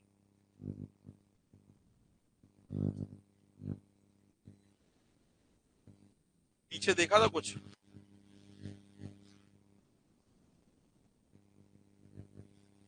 हाँ नहीं वो बात सही है, लेकिन हमें 50 ग्राम सॉलिड दे रखे हैं। मसला तो ये बता ही नहीं रहा हमने सस्पेंशन बनाया कितने का है। हाँ अरे यहां पर कह रहा था dry mass of soil used in making suspension is 25 ग्राम। जब सस्पेंशन बनाया तो लिया 50 ग्राम, 25 ग्राम, 25 ग्राम लिया, लेकिन जब सस्पेंशन बनाते हैं तो 1000 सीसी का ही तो बनाते हैं सस्पेंशन, नहीं आई बात समझ में, लेकिन यूज करते हैं हम लोग 500 सीसी का। तो अगर आप यहां पर 500 ले लोगे तो गड़बड़ हो जाएगी, ठीक है। तो 500 ले लोगे तो आपकी कंसंट्रेशन कुछ और आ जाएगी। तो जो हम कंसंट्रेशन निकालेंगे यहां पर, कंसंट्रेशन जो यहां पर हम निकालेंगे वो कंसंट्रेशन 1000 सीसी से ही निकालेंगे। अगर आप यहां पर 25 ग्राम डिवाइडेड बाई 500, इसका मतलब ये हुआ कि आपने 25 ग्राम बीकर के अंदर क्या डाला, 25 ग्राम बीकर के अंदर आपने सॉलिड डाले और उसके अंदर इतना पानी डाला कि हमारा वॉल्यूम कितना हो जाए 500। ऐसा थोड़ी करते हैं, हम वॉल्यूम बनाते हैं 1000 सीसी का। तो इसीलिए जो है मैं यहां पर क्या लिख रहा हूं, इसीलिए मैंने ये लाइन भी लिखी है, उसके बाद भी ये बोल रहे हो for the pipette method 1000 CC of suspension is prepared but we use 500 CC of suspension for observation, ठीक है। और पीछे भी ये बात बताई, तो ये हो गया 25 ग्राम डिवाइडेड बाई वॉल्यूम कितना है, कितना सस्पेंशन बनाते हैं 1000, ये गड़बड़ मत कर देना। तो कितना हो गया 0.025 ग्राम पर सीसी, ठीक है। तो जो 500 लोग हैं उसकी भी कंसंट्रेशन, इनिशियल कंसंट्रेशन कितनी होगी, इतनी तो होगी, टी इज इक्वल टू 0 पर। नहीं आई बात समझ में, चलो जरा इनिशियल कंसंट्रेशन आ गई, और क्या निकालेंगे अब हम, concentration at any time T, ठीक है। तो concentration concentration at time t is equal to 7 minute, क्या होगी? वेट ऑफ सॉलिड निकाला तो सॉलिड का वेट कितना था? 0.3 ग्राम, और कितने वॉल्यूम में था? 10 सीसी, तो ये हो गया 0.03। वही मैं देख रहा हूं, ज्यादा आ रही है। तो इस सवाल में जो है ना,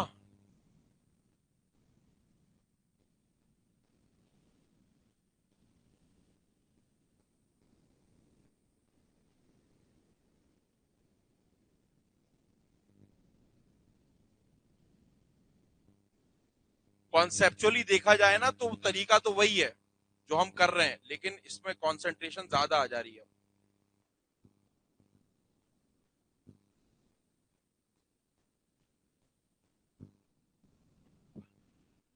तो जब कंसंट्रेशन ज्यादा आ रही है, अब तो थोड़ा बहुत कॉमन सेंस भी लगाएंगे। इसमें जो सवाल देने वाले की गड़बड़, अभी एक दो सवाल और कराऊंगा तो समझ आ जाएगा आपको। ये सवाल जो देने वाले की सवाल लास्ट ईयर में नहीं आया, किसी बुक का सवाल है, शायद अरोरा या किसी और का सवाल है। तो इसमें जो सवाल देने वाला है उसने थोड़ी गड़बड़ कर रखी है। बेटा क्या होता है ना कि अब तक जो हमारी स्टडी होती है वो आंसर देख के थोड़ी ना होगी। जो कॉन्सेप्ट है तो वो यही है कि हमने अगर 25 ग्राम लिया है तो सॉल्यूशन तो हम 1000 सीसी का बनाते हैं, लेकिन जब हम इसको कैलकुलेट कर रहे हैं तब हमारी ये कंसंट्रेशन ज्यादा आ रही है, कम आ जा रही है। तो इसका मतलब आप सवाल करके आओगे, सवाल अगर गलत आ जाता है एग्जाम में तो छोड़ के आ जाते हो क्या? करके तो आना पड़ेगा। इंजीनियरिंग सर्विसेज में कई बार सवाल गलत आ गया, लेकिन करके तो आना पड़ता है ना। तो ये सवाल में थोड़ा सा दिक्कत है, क्योंकि इसने बताया नहीं है कि हमने सस्पेंशन कितना बनाया है, इसने सिर्फ ये बताया सॉलिड सस्पेंशन में इतने यूज करें। तो इसीलिए कॉमन सेंस लगाकर हम इस सवाल को करके आएंगे, लेकिन हम जो कर रहे हैं वो गलत कर रहे हैं, मैं फिर बता रहा हूं आप। ठीक है, अगर आप इसके अनुसार याद कर लोगे तो फिर जब सही सवाल आएगा तो फिर उसको गलत करने में टेंशन होगी। वहीं कंसेप्चुअल क्लियरिटी में फिर लड़ाई होती है। तो यहां पर हम जो सॉल्यूशन करेंगे अब वो गलत करेंगे, इसलिए कर रहे हैं क्योंकि हमारी जो कॉन्सेंट हमारा जो क्वेश्चन है उसमें डेटा जो है वो एब्सर्ड सा डेटा है। ठीक है, तो यहां पर फिर आप ये मत लिखिएगा, ये सब मत लिखिएगा। ये सब लिख लोगे तो एग्जामिनर पकड़ लेगा आपको। ठीक है, तो ये सब मत लिखिएगा। फिर आंसर निकालने के लिए सारी चीजें नहीं होती हैं, लेकिन अब यहां पर क्या है, सवाल में दिक्कत है तो हम ऐसा कर रहे हैं। अभी और भी सवाल करोगे तो आपको समझ आएगा। तो 25 ग्राम डिवाइडेड बाई 500, तो ये कितना आ जाएगा? 0.05 ग्राम पर सीसी, और ये 0.03 ग्राम पर सीसी। तो सिंगल पॉइंट निकाल लीजिए फटाफट से।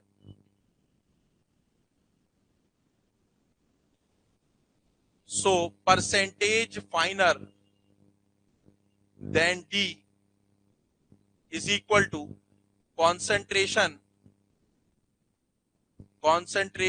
at He after time t is equal to 7 minute divided by initial concentration। मैं फिर बता रहा हूं बेटा, हम ये जो सॉल्यूशन कर रहे हैं वो गलत कर रहे हैं, लेकिन हमारे पास कोई और ऑप्शन भी नहीं है, वरना हमारा आंसर परसेंटेज फाइनल 100 से ज्यादा आ जाएगा। तो कॉन्सेंट ये कितनी है? 0.03, 0.05 मल्टीप्लाइड बाई 100। तो डी साइज से छोटे पार्टिकल्स की परसेंटेज एच ई डेप्थ पर, percentage finer than size D is equal to 60%।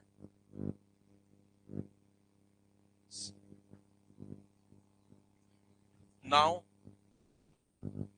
size D is calculated using Stokes law।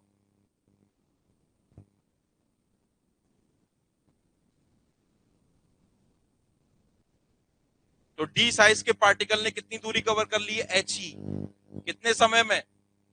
T समय में, is equal to D square gamma W divided by 18 mu GS minus 1। So H E है हमारा बेटा, कितनी दूरी cover करिए? तो सारा डेटा एसआई यूनिट में रखेंगे, तो 0.1 मीटर डिवाइडेड बाई 7 मिनट, मतलब 7 × 60 सेकेंड। तो सब एसआई यूनिट में रखोगे, जो डी भी आपको क्या मिलेगा? एसआई।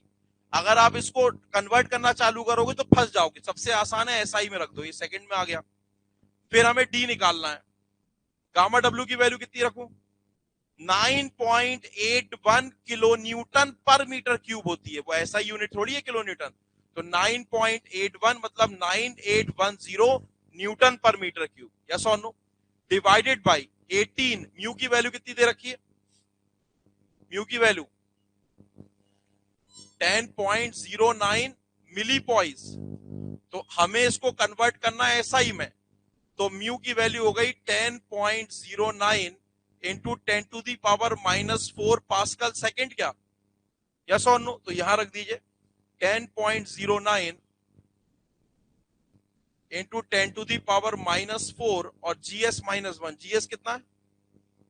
2.7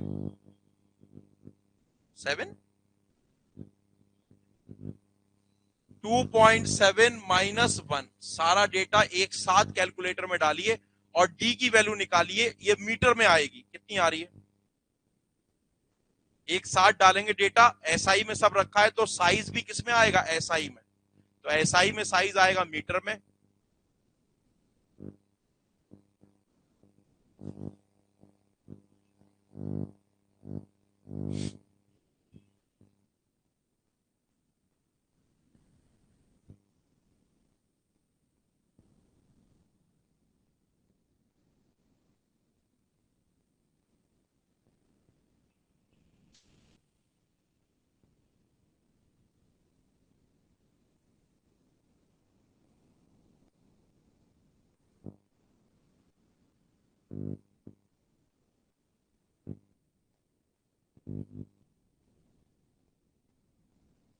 हाँ, जो आंसर आया है ना उसको 10⁻6 से मल्टीप्लाई करिए।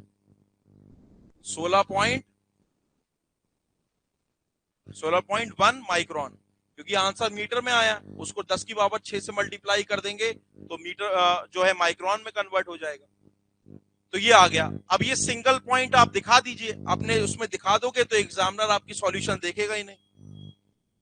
एग्जामिनर आपका सॉल्यूशन देखेगा नहीं, तो फटाफट से इसको दिखा देता हूं, देखिए मैं। वाई एक्सिस पे क्या बेटा? Percentage final. एक्स एक्सिस पे size of particle on log scale. तो यहां सिंगल पॉइंट, एक ही ऑब्जर्वेशन लिया है, तो साइज कितना है? 16.1 और इसके करस्पॉन्डिंग परसेंटेज फाइनल कितना है? 60%। तो वो ये सिंगल पॉइंट है, तो ये वैल्यू आ जाएगी आपकी साइज कितना बेटा? 16.1 माइक्रोन कॉमा 60%। चाहो तो इधर भी दिखा दो, ये 60% है और ये 16.1 माइक्रोन। ये सिंगल पॉइंट है, एक बार ऑब्जर्वेशन लिया तो एक बार पॉइंट मिला। कई सारे ऑब्जर्वेशन लोगे, कई सारे पॉइंट मिलेंगे, उनको ज्वाइन कर लोगे, ग्रेन साइज डिस्ट्रीब्यूशन करवाएगा। Grain size distribution curve smooth होगा तो वेल ग्रेडेड, अगर स्टीप होगा तो पुअरली ग्रेडेड, यूनिफॉर्मली ग्रेडेड, बीच में आपकी हॉरिजॉन्टल लाइन मिलेंगी तो गैप ग्रेडेड।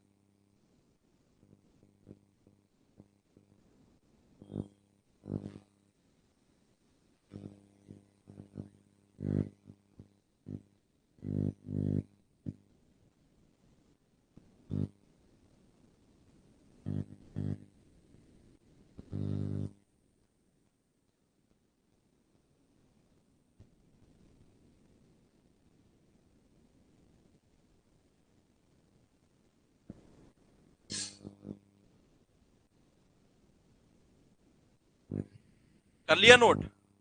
फिर मैं आपको बोल रहा हूं इस सवाल में जो है ना थोड़ा सा डेटा कंफ्यूजिंग है। हमारा आंसर जो है वो थोड़ा सा एब्सर्ड सा आ रहा था, क्योंकि डेटा एब्सर्ड सा था। हालांकि यहां सही डेटा होता कि 50 ग्राम हमने लिया है। आप तो जो है समझेंगे कि आंसर निकालने के लिए सर ये 25 है तो 50 ले लेंगे, लेकिन हम लोग टेस्ट बाद में करते हैं, सस्पेंशन पहले बनाते हैं। तो उस समय हम लोग 1000 सीसी का सस्पेंशन बनाते हैं और उसमें हम 50 ग्राम लेते हैं।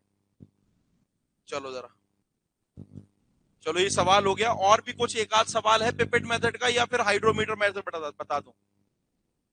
एक आध सवाल और कराऊं क्या? चलो जरा, 28 हो गया था। अब सीक्वेंशली चलते हैं। 28 हो गया था, 29 इसको करके बताओ जरा। सस्पेंशन है, सस्पेंशन का यूनिट वेट निकालना है, ठीक है। तो देखो यहां पर तो बहुत सारे सॉलिड हैं, जब सस्पेंशन हमारा बनता है तो केवल सॉइल सॉलिड होते हैं। तो अगर थोड़ा ट्रिकी सवाल होगा तो आसान वाला सवाल भी हो जाएगा। तो करके बताओ जरा जल्दी से। वो कहते हैं ना कि जब कुछ ना था तो खुदा था, और जब कुछ ना होगा तब भी खुदा होगा। समझ आ रही बात? तो मतलब जब इस दुनिया में कोई नहीं था तो कौन था? खुदा। और जब इस दुनिया में सब कुछ है तब भी खुदा है। समझ आ रही बात? तो उसी तरीके से सॉइल मैकेनिक्स में जब हमारे पास जो है वो ना, क्या बोला मैं, जब कुछ ना था तो खुदा था, तो वैसे ही सॉइल मैकेनिक्स में जब कुछ समझ में नहीं आएगा तो उस केस में क्या यूज करेंगे? Phase diagram. क्लियर हो रही बात? जब भी सॉइल मैकेनिक्स में आप अटक जाएं कि अब ये सवाल कैसे करें, तो फटाफट से फेज डायग्राम बना लिया करिए, और फेज डायग्राम से बड़ी आसानी से हो जाए। तो करिए जरा इस सवाल को, आपका कॉन्सेप्ट और क्लियर होगा। कर लिया? कैसे फेज डायग्राम बनाया है, कैलकुलेट करके कर लिया? कोई बात नहीं, फेज डायग्राम नहीं बनाया, बनाया। चलिए, और किसी ने किया? आंसर सही आ गया था? चलो और बच्चों को ट्राई करने दो भाई, और भी बच्चे ट्राई करिए फटाफट से। ऑनलाइन वाले बच्चे भी करिए ट्राई।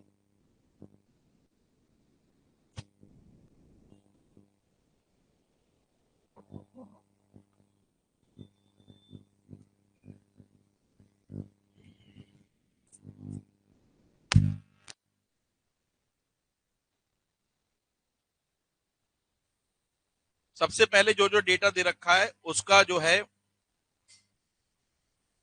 फेज डायग्राम बनाओ आप।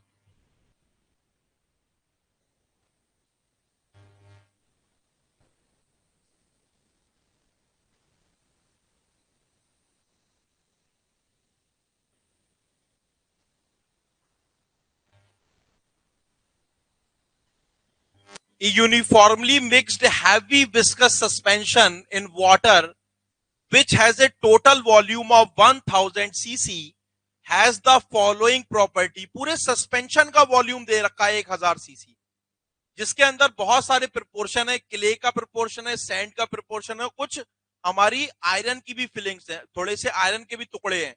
79.5 ग्राम क्ले है जिसकी स्पेसिफिक ग्रेविटी इतनी है। फिर उसके बाद सॉलिड्स हैं जिसकी स्पेसिफिक ग्रेविटी इतनी है। और उसके बाद इतना 724 ग्राम आयरन फिलिंग्स हैं जिसकी स्पेसिफिक ग्रेविटी इतनी है। तो कह रहा है कि यूनिट वेट ऑफ सस्पेंशन बनाओ। कब? जब वो सेटल कर गए तब नहीं, जब आपने मिलाया तब। टी इज इक्वल टू 0 पे ही पूछेगा। ठीक हो गई बात? चलो जरा, तो फेज डायग्राम मैंने आपको क्या बताया था कि सॉइल के अंदर जो कुछ भी प्रेजेंट है उसको उसकी स्पेसिफिक ग्रेविटी के अनुसार अलग अलग जोन में बांट कर ही जो हमें एक ब्लॉक डायग्राम मिलता है उसी को फेज डायग्राम कहते हैं। तो जिसकी स्पेसिफिक ग्रेविटी सबसे ज्यादा वो सबसे नीचे, जिसकी कम उसके ऊपर। क्लियर हो रही बात? तो जल्दी से इसका फेज डायग्राम बना लेते हैं।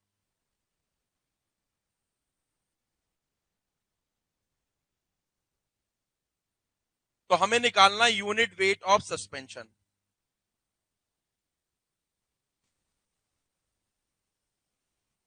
तो सबसे नीचे बेटा क्या है? सबसे नीचे क्या आयरन फिलिंग्स है क्या? क्योंकि इसकी स्पेसिफिक ग्रेविटी सबसे ज्यादा है, तो सबसे नीचे होगी हमारी आयरन फिलिंग्स। तो सबसे नीचे हमारी आयरन फिलिंग्स है, तो आयरन फिलिंग्स को मैं यहां पर दिखा देता हूं। उसके ऊपर क्या आएगा बेटा? किले आएगा। और उसके ऊपर क्या आएगा?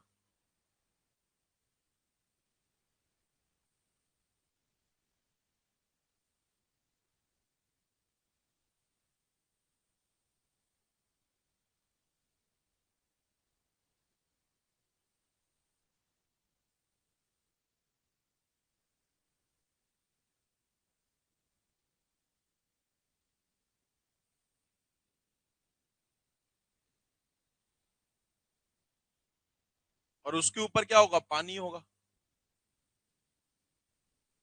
तो फटाफट से मुझे क्या बता दीजिए, इनके वैल्यूज बताइए। सबसे पहले आयरन फिलिंग्स हैं, उसके बाद हमारी क्ले है, उसके बाद सैंड है, उसके बाद क्या है बेटा? वाटर। तो हमारा वेट ऑफ आयरन फिलिंग्स कितना दे रखा है? 724।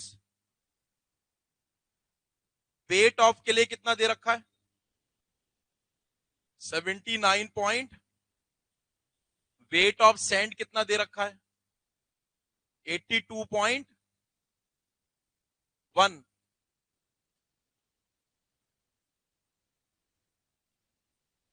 तो सबसे पहले तो देखें इस सस्पेंशन का जो यूनिट वेट होगा वो होगा क्या। देखो जरा यहां लिखते हैं, यूनिट वेट ऑफ सस्पेंशन। क्या लिखोगे बेटा, क्या होता है किसी भी चीज का unit weight? Weight of that substance या weight of that substance suspension. तो यूनिट वेट निकालेंगे तो वेट पर यूनिट वॉल्यूम तो होगा, डिवाइडेड बाई, जगह यहां कम है इधर लिखता हूं, तो जो सस्पेंशन का यूनिट वेट होगा gamma of suspension that is equal to weight of suspension divided by volume of suspension. तो हमारा gamma of suspension is equal to weight of suspension किस किस के कारण होगा? वेट ऑफ सॉलिड, सॉलिड किस किस के होंगे? Weight of iron plus weight of clay plus weight of sand plus weight of water. और वॉल्यूम ऑफ सस्पेंशन आपको दे रखा है, यस और नो? 1000 दे रखा है, नहीं दे रखा? बहुत अच्छी बात है। तो यहां से अगर आप देखें तो हमें weight of iron, iron clay और सॉलिड दे रखा है, लेकिन हमें वेट ऑफ वाटर नहीं दे रखा। तो अगर मुझे किसी तरीके से वेट ऑफ वाटर मिल जाए तो मेरा काम हो जाएगा। तो कैसे निकालेंगे वेट ऑफ वाटर? कैसे, कोई तरीका है क्या? हमें टोटल वॉल्यूम दे रखा है, किसी तरीके से हमें टोटल वॉल्यूम ऑफ वाटर मिल जाए तो उससे हम वेट ऑफ वाटर निकाल सकते हैं, ठीक है? तो हमें टोटल वेट ऑफ वाटर के निकालने के लिए weight of sand, volume of sand, volume of clay और वॉल्यूम ऑफ आयरन निकालना पड़ेगा। निकाल सकते हैं क्योंकि इनका वेट और स्पेसिफिक ग्रेविटी दे रखी है। तो अगर मैं आयरन का निकालूं बेटा वॉल्यूम, वॉल्यूम ऑफ आयरन निकालूं, iron solids, volume of iron solids निकालूं तो कितना हो जाएगा? 724 डिवाइडेड बाई इसका जीएस कितना है? 7.23। तो इसको सॉल्व करेंगे तो कितना आ जाएगा?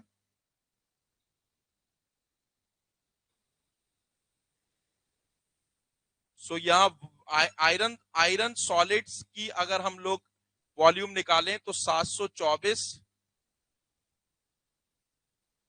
7.23 है ना? तो और मल्टीप्लाइड बाई जीएस भी आएगा, क्योंकि ग्राम पर सीसी में, तो GS multiplied by gamma W भी आएगा, उसकी वैल्यू क्या हो जाएगी? 1। नहीं यही बात समझ में? अरे weight of solid divided by iron filling का यूनिट वेट, आयरन फिलिंग के यूनिट वेट को क्या लिख सकता हूं? G of iron multiplied by gamma W. कितना आया ये? 100.13 यूनिट सीसी। इसी तरीके से सिमिलरली किले का बताओ, किले के सॉलिड्स कितने आ जाएंगे? वेट 79.5 डिवाइडेड बाई इसका यूनिट वेट, इसके यूनिट वेट को क्या लिख सकता हूं? GS into gamma W. GS कितना है? 2.7 मल्टीप्लाइड बाई 1 कितना आएगा? 29.44। इसी तरीके से आप निकालेंगे वॉल्यूम ऑफ सैंड। तो वॉल्यूम ऑफ सैंड सॉलिड्स कितने हो जाएंगे? Weight of sand solid 82.5 divided by GS 2.65 multiplied by 1 कितना आ गया? 31.13। ठीक है। तो अगर हम वॉल्यूम ऑफ वाटर निकालें तो क्या हो जाएगा? टोटल 1000 है, तो वॉल्यूम ऑफ वाटर कितना हो जाएगा बेटा? Total volume of suspension minus volume of iron solids minus volume of clay solids minus volume of sand solids. तो कितना आ रहा है वॉल्यूम ऑफ वाटर? 1000 है ना ये? 1000 माइनस 100.13 माइनस 29.44 और माइनस 31.13 क्या आएगा? 839.29 सेंटीमीटर क्यूब। अब आपको वॉल्यूम ऑफ वाटर मिल गया 839.29 सेंटीमीटर क्यूब, तो वेट ऑफ वाटर निकाल सकते हो, इसी की यूनिट वेट से मल्टीप्लाई करो, क्योंकि सीजीएस यूनिट में है तो उसकी वैल्यू हो जाएगी 1। Weight of 839.22 gram. Weight of water आ गया, इक्वेशन नंबर 1 में पुट कर दीजिए। सो हमारा यूनिट वेट ऑफ सस्पेंशन कितना हो जाएगा, दैट इज वेट है आपका 724, 79.5 79.5 plus 82.5 839.22 82.5 plus 839.22 divided by solution कितना है, वॉल्यूम सस्पेंशन का वॉल्यूम कितना है 1000, कितना आएगा ये 1.725 ग्राम पर। अभी देखो यहां पर कई सारे सॉलिड थे, लेकिन अगर सिर्फ एक ही होता तो यहां पर आयरन आता, यहां पर सॉलिड्स आते, यहां पानी आता, तब सिंपली क्या निकालना होता, वेट ऑफ वाटर। ठीक है, यहां तो मैंने कई सारे सॉलिड का निकाला, वहां केवल एक ही सॉलिड होगा जब सॉइल सस्पेंशन आएगा, तो कर सकते हैं आप। वहां से एक कुर्सी लेके आइए, पीछे से एक कुर्सी ले आइए। सो नोट कर लीजिए जल्दी से।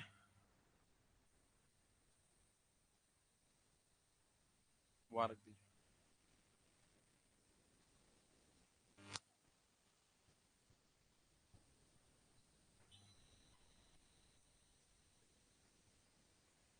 आगे बढ़े क्या, नोट कर लिया सबने? चलो अगले पेज वाला भी नोट कर लिया होगा, नेक्स्ट क्वेश्चन की तरफ बढ़ते हैं। क्वेश्चन नंबर 30, ये कर लोगे घर पे। A dry soil sample weighing 25 kg was 25 kg है पक्का, हाँ 25 kg होगा, was sieved in a laboratory, the results are given below। ये सब आपको रिजल्ट दे रखे हैं, आपको सीव का साइज दे रखा, मतलब सैंड है एक तरीके से। फिर बोल रहा है draw the grain size distribution curve and determine the coefficient of curvature and uniformity coefficient. कर लोगे, आंसर भी है आपके पास इसका, तो ट्राई करना। चलो इस सवाल को करते हैं, पढ़िए जरा इस सवाल को, इस सवाल को पढ़ो और करने की कोशिश करो।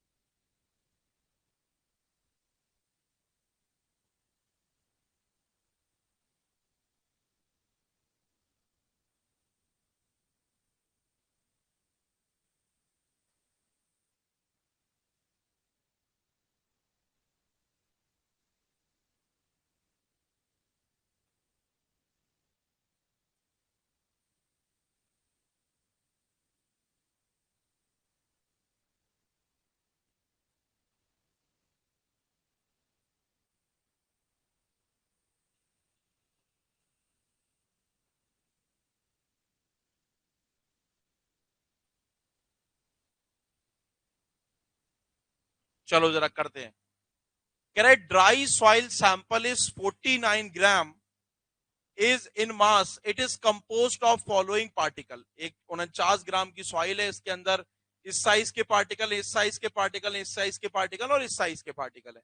इसने ट्राई किया था ये, इस साइज के पार्टिकल का मास इतना है, इस साइज के पार्टिकल का मास इतना है, इसका इतना है, इसका इतना है, इसका इतना है। ठीक है, कह रहे थे सैंपल इज मिक्स्ड, सैंपल को अच्छे से मिक्स किया गया with enough water to make a uniform suspension of 1000 ml। देख रहे हैं आप सवाल, हर जगह 1000 ml के सस्पेंशन बनाते हैं।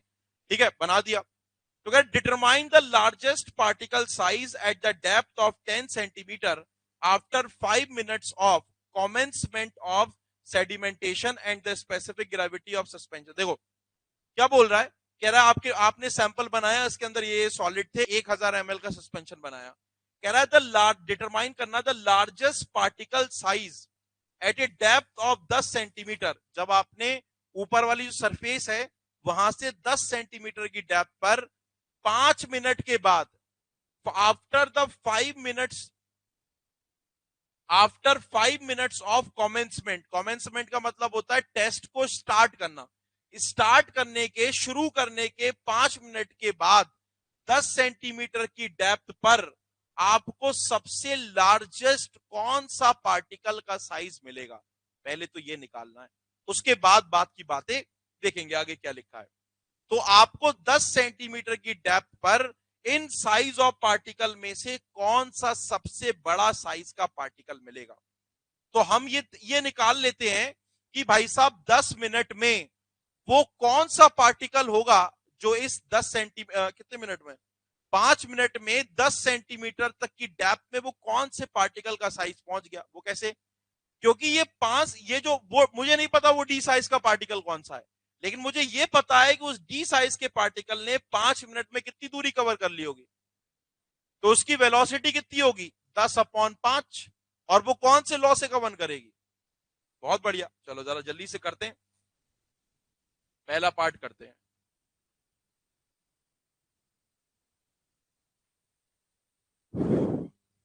पहला पार्ट करते हैं ए, ठीक है। तो हमें निकालना है सबसे पहले, that is called as largest calculation of largest size of particle. So diagram बना देंगे यहां पर।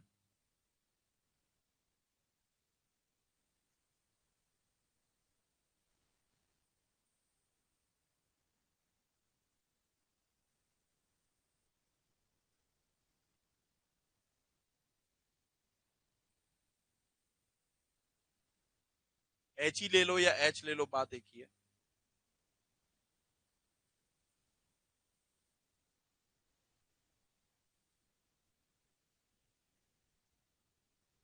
let d is the size of particle, let d is the largest size of particle, मान लेते हैं largest size of particle which reach at 10 centimeter after 5 minutes। सो उसकी velocity कितनी होगी, vt is equal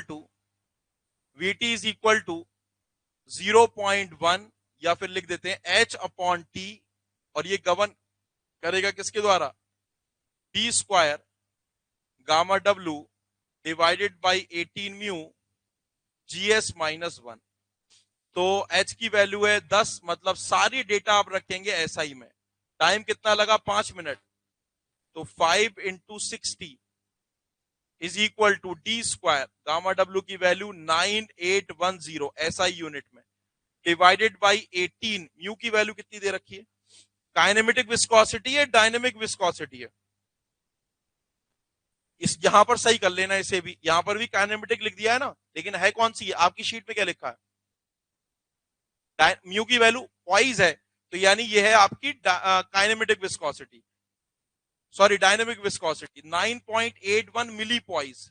9.81 milli poise का मतलब हो गया 9.81 इंटू 10⁻⁻⁴ जीएस की वैल्यू 2.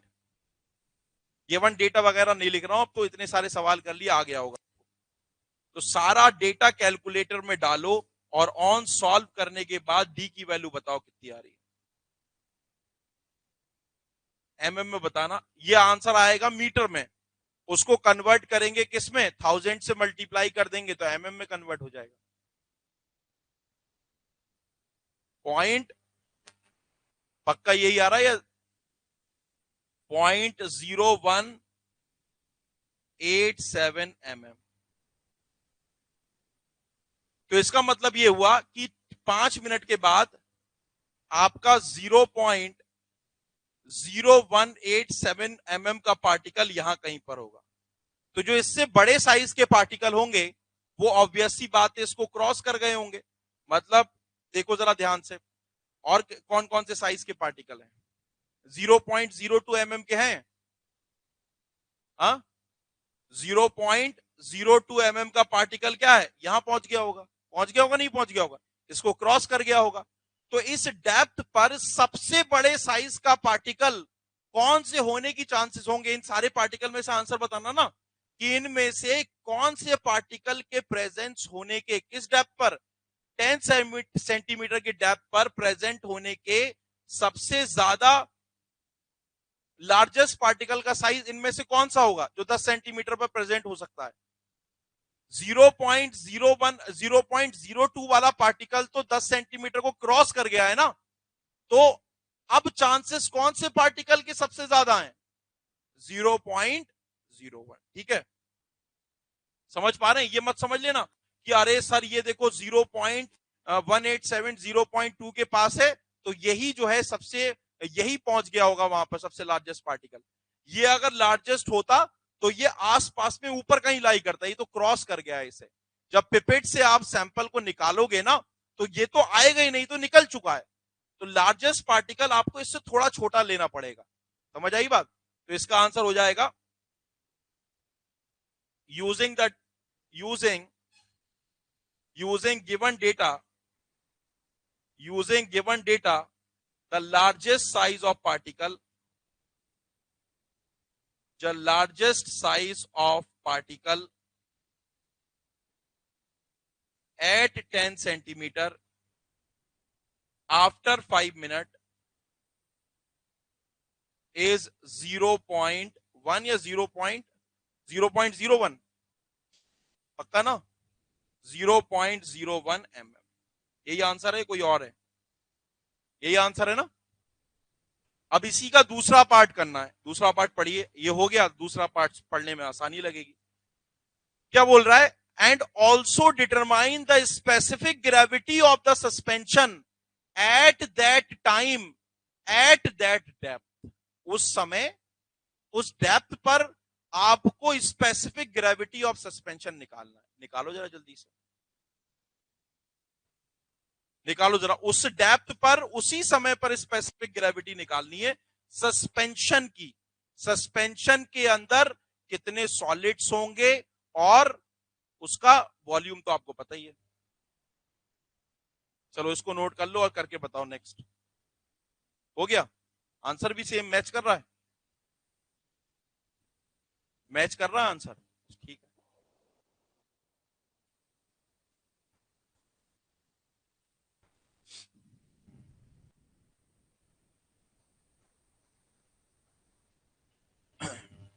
तो देखिए, जब हम लोग जो है 5 मिनट के बाद देखेंगे तो 0.001 का पार्टिकल सबसे ऊपर होगा क्योंकि उसका साइज सबसे छोटा है। तो 0.001 के पार्टिकल, ये 0.001 का पार्टिकल है, कहीं ना कहीं यहां होगा। इसी तरीके से 0.01 का जो पार्टिकल है वो आपका क्या है, वो यहां कहीं होगा, नियर बाई। 0.01 का पार्टिकल नियर बाई होगा ना, सबसे लार्जेस्ट पार्टिकल है। और जो बेटा 0.02 का पार्टिकल है, अच्छा एक और पार्टिकल है 0.05 का भी नहीं, अच्छा ये बड़े हैं, 0.02 और 0.05 बड़े हैं। तो 0.02 यहां होगा और 0.05 मान लो यहां पहुंच गया। समझ आ रही बात? तो इसका मतलब ये हुआ कि जब आप देख रहे हैं, जब आप टी 5 मिनट पर और 10 सेंटीमीटर की डेप्थ पे देख रहे हैं, तो आपको जो यूनिट वेट सस्पेंशन का मिलेगा वो केवल और केवल इन सॉलिड्स के कारण मिलेगा। यस और नो? बहुत अच्छी बात है। तो यहां पर आप देखेंगे क्या लिखेंगे, as settling velocity, as settling velocity of particles, settling velocity of particle greater than, settling velocity of particle greater than 0.01 mm is more, so they will cross, they will pass, निकल जाएंगे, they will pass 10 centimeter depth in 5 minutes। ठीक है, तो weight of solid, so after 5 minutes, so after 5 minutes weight of solid of कौन से size के मिलेंगे, दो ही साइज के, या डायरेक्टली लिख देता हूं, सस्पेंशन का बेटा गामा ऑफ सस्पेंशन क्या होता है, wait of solids divided by volume of suspension. तो देखो जरा, इस जोन से जब आप निकालोगे तो आपको 0.01 के सॉलिड्स मिलेंगे और पूरे के पूरे 0.01, डबल जीरो और 0.01। तो अगर आप ध्यान से देखें 0.00 का मास कितना है, 4 ग्राम, और इसका है 18, मतलब 18 प्लस 4 तो आपको मिलेगा वेट ऑफ सॉलिड। ठीक है, वे तो वेट ऑफ सॉलिड आपका आ जाएगा, आपका वेट ये हो जाएगा wait of solid of 0.01 plus weight of solid of 0.1 0.001 और प्लस वेट ऑफ वाटर और डिवाइडेड बाय वॉल्यूम ऑफ। समझ आ रही बात? अगर आप यही वेट ऑफ वाटर को यहां ऐड नहीं करोगे तो वो कंसंट्रेशन निकाल दोगे आप। क्यों भाई? कैसे निकाला था? इसी से डिवाइड कर दिया, वेट ऑफ वाटर निकाला, वेट ऑफ वाटर निकाला होगा। हाँ, वहां इनके जीएस सेम है तो वो वॉल्यूम आ गया, 1000 से माइनस कर दिया होगा। बहुत बढ़िया। तो जैसे अभी करा ना पिछला वाला सवाल, तो वही तो है। तो ये हमारा क्या है, ये हमें निकालना है।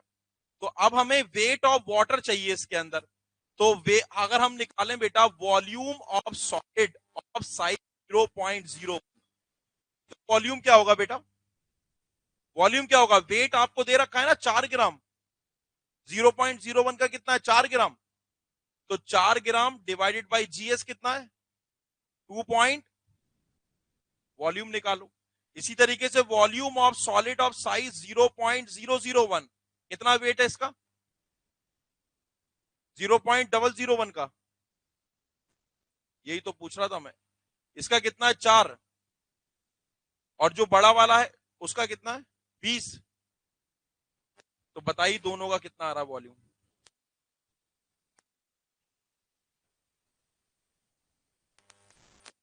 One point 1.48 Saint.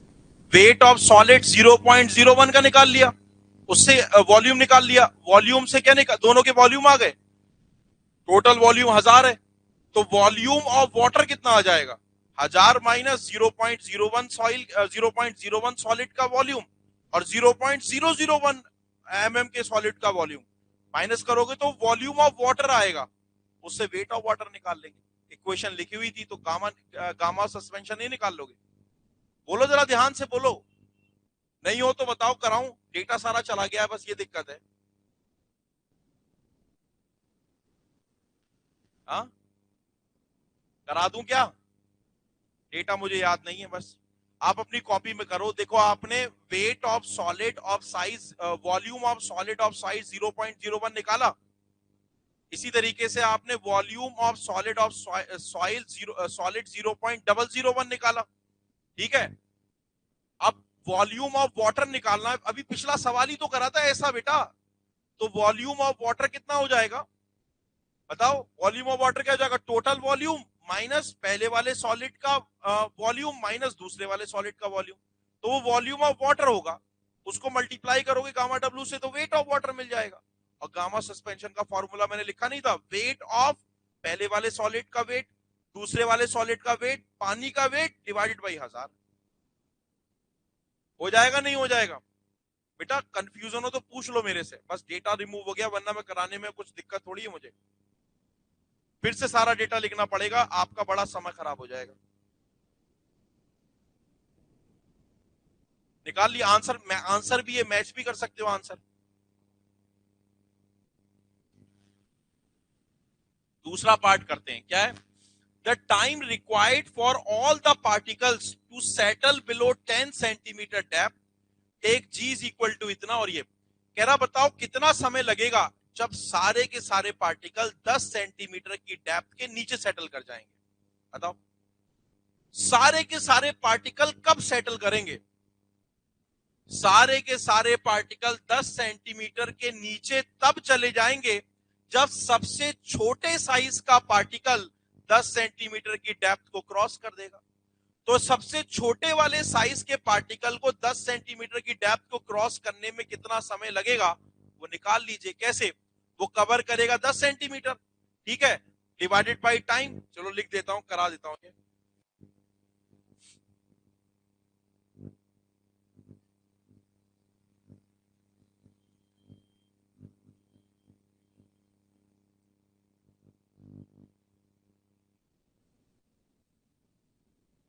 B part,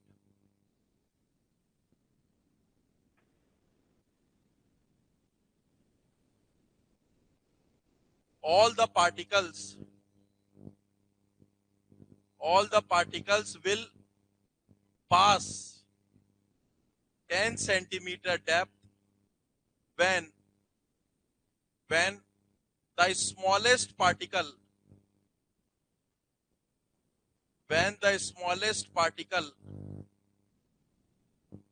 reaches 10 centimeter. तो वो मिनिमम टाइम निकालना है आपको। तो स्मॉलेस्ट पार्टिकल है, size of smallest particle is equal to 0.001 mm। तो आप लिखेंगे settling velocity is equal to H E 10 centimeter मतलब 0.1, टाइम लगेगा टी। साइज कितना है बेटा 10⁻⁻⁶। मैं साइज एसआई में रख रहा हूं, 10⁻⁻⁶ लिखेंगे ना इसे मीटर में। D square gamma W 9810 divided by 18। और बेटा ये डायनेमिक विस्कोसिटी कितनी है 9.81। सो 9.81 इंटू 10⁻⁻⁴ और 2.70 - 1। सारा डेटा रखोगे, टाइम जो है क्योंकि सारा डेटा एसआई में डाला है तो टाइम भी सेकंड्स में आ जाएगा।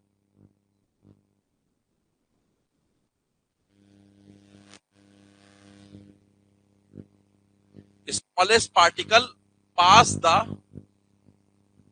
Reaches pass the 10 centimetre.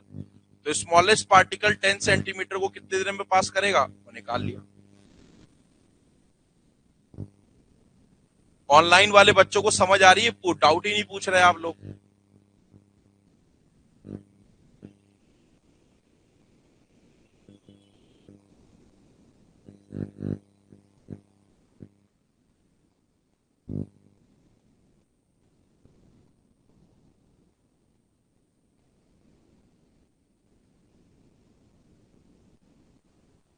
कितना आएगा टाइम,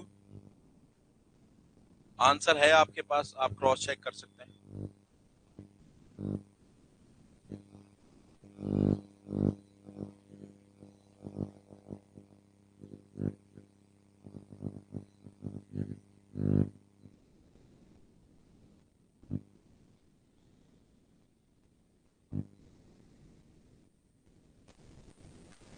अरे टी को उधर ले जाओ, सारा डेटा इधर ले आओ, डिवाइड कर दो।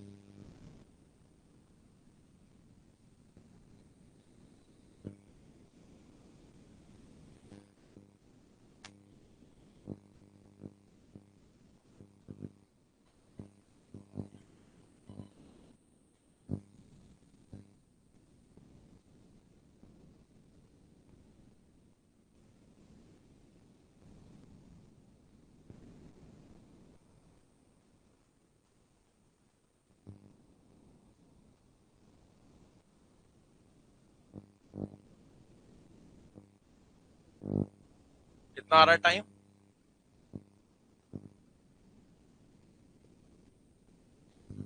तो उसको मिनट्स में कन्वर्ट करो, 60 से डिवाइड करो तो मिनट्स में आएगा। आंसर सेकंड में ही दे रखा है, कितना है मैच कर रहा है, क्या माइनस में दिया।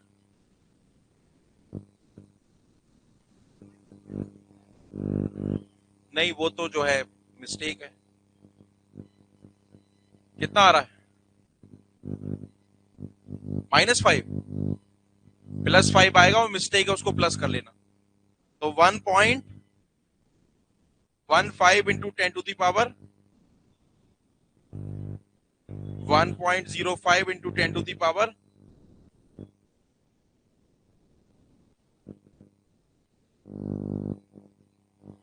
ठीक हो गई बात, चलो।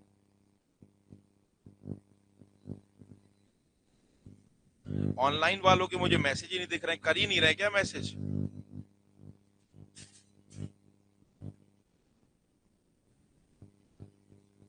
आगे बढ़े, चलो।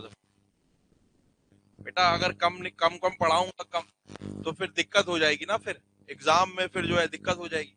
चलो आगे बढ़ते हैं। क्वेश्चन नंबर 32, ये क्वेश्चन नंबर 32 तो आप कर लेंगे। अब मैं थोड़ा सा आपको क्या करता हूं ना, अब जो सवाल है ना, एक सवाल ये कर लेते हैं, उसके बाद सवाल ही तो आपको ही करना है, उसके बाद मैं हाइड्रोमीटर मेथड पे आ रहा हूं। देखिए, एक सैंपल का वॉइड रेशियो 0.7 अनडिस्टर्ब्ड स्टेट में और 0.5 रिमोल्डेड स्टेट में। हलवा सवाल है। जीएस आपको दे रखा है, कह रहा है श्रिंकेज लिमिट निकालो दोनों केस में। श्रिंकेज लिमिट होती है S is equal to W into GS. Shrinkage limit पे एस होता है 1। वाइड रेशियो आपको अलग अलग स्टेट में दे रखा है, तो श्रिंकेज लिमिट क्या हो जाएगी, void ratio in undisturbed state divided by GS. GS थोड़ी ना चेंज करेगा। और दूसरे बार में void ratio of remoulded state divided by GS. तो हलवा सवाल था, ठीक है। अब हम लोग सेडिमेंटेशन एनालिसिस, ये सवाल किसका है, ये सवाल आपका है,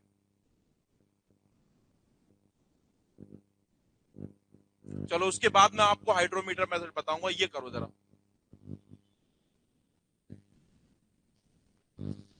इस सवाल को ध्यान से करिएगा, ठीक है। इस सवाल को कर लेते हैं, उसके बाद मैं हाइड्रोमीटर मेथड आपको बता दूं।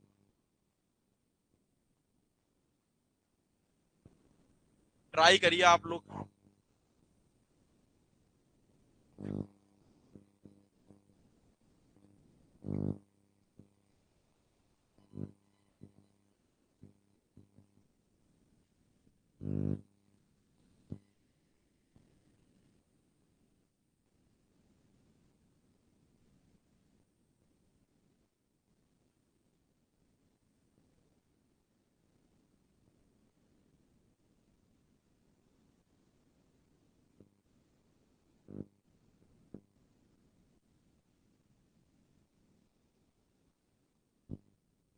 सवाल को पढ़िए जरा, सवाल को समझना, कुछ है नहीं सवाल में, बहुत आसानी से हो जाएगा। देखिए जरा सवाल में क्या बोल रहा है।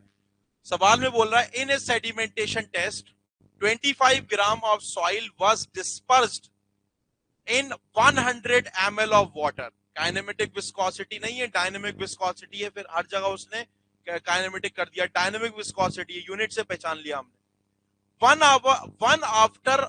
Our after the commencement, commence का मतलब शुरुआत, 1 घंटा after the start of sedimentation, sedimentation जब चालू हुआ उसके 1 घंटे के बाद 25 ml of suspension was taken by the means of pipette from A depth of 10 centimeter. मतलब आपको एच ही दे रखा है, कितनी देर के बाद, टी इज इक्वल टू कितनी देर, 1 घंटे के बाद। The mass of the solid particle obtain on drawing was, वो जो सैंपल निकाला आपने 10 ml 25 ml का सी, यहां पर पिपेट यूज कर रहे हैं, 25 ml का जो आपने पिपेट सैंपल निकाला उसके अंदर सॉलिड्स आपको इतने मिले।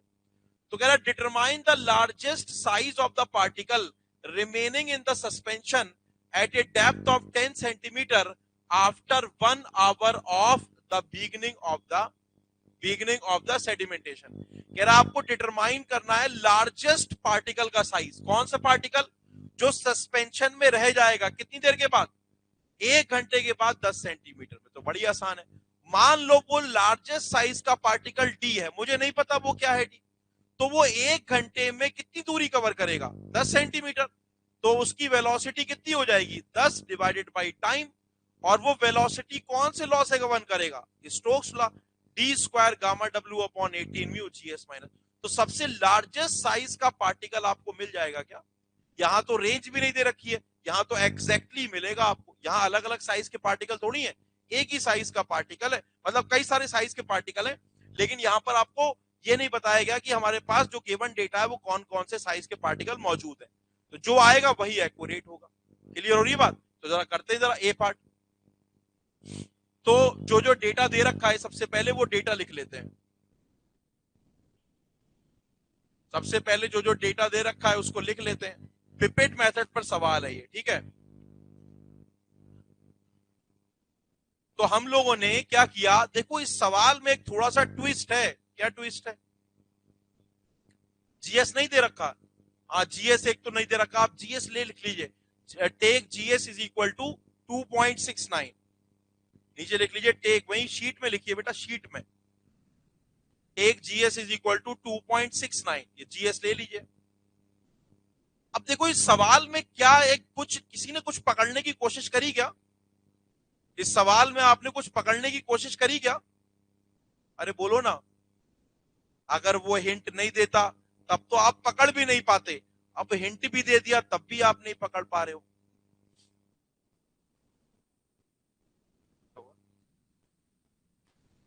अच्छा, हाँ जी बताओ। इस सवाल में हम जब पिपेट मेथड करते थे तो पिपेट मेथड में हम एक ड्राई फाइन ग्रेन्ड सॉइल लेते थे, उसमें सफिशिएंट वाटर डालकर एक सस्पेंशन बनाते थे। लेकिन सवाल आपने पढ़ा ही नहीं बच्चे, क्या है सवाल? सवाल लिखा है in sedimentation test 25 gram of soil was dispersed in 1000 ml of water। 1000 ml suspension का नहीं बनाया, 1000 ml पानी डाला। तो सस्पेंशन का वॉल्यूम निकाल सकते हो क्या? वॉल्यूम कहां है? हाँ मतलब अगर ये हिंट दे दिया उसने आपको, एग्जाम में थोड़ी ना हिंट देगा वो आपको, ये तो सॉल्यूशन करने के लिए हिंट दे दिया आपको। लेकिन अगर वो हिंट नहीं देता तो आप इसी 1000 को यूज करके करते जाते। तो अगर मैं कहता हूं ये हिंट आपको नहीं दिया तो क्या आप वॉल्यूम ऑफ सस्पेंशन निकाल सकते हैं क्या? वॉल्यूम ऑफ सस्पेंशन किसके कारण होगा? Volume of solid plus volume of water. अरे सवाल में क्या बोला गया देखो, सवाल में यह बोला गया है कि जब मैं पिपेट मेथड कर रहा हूं, देखिए जरा ध्यान से, सवाल में यह बोला है कि जब मैं पिपेट मेथड कर रहा हूं,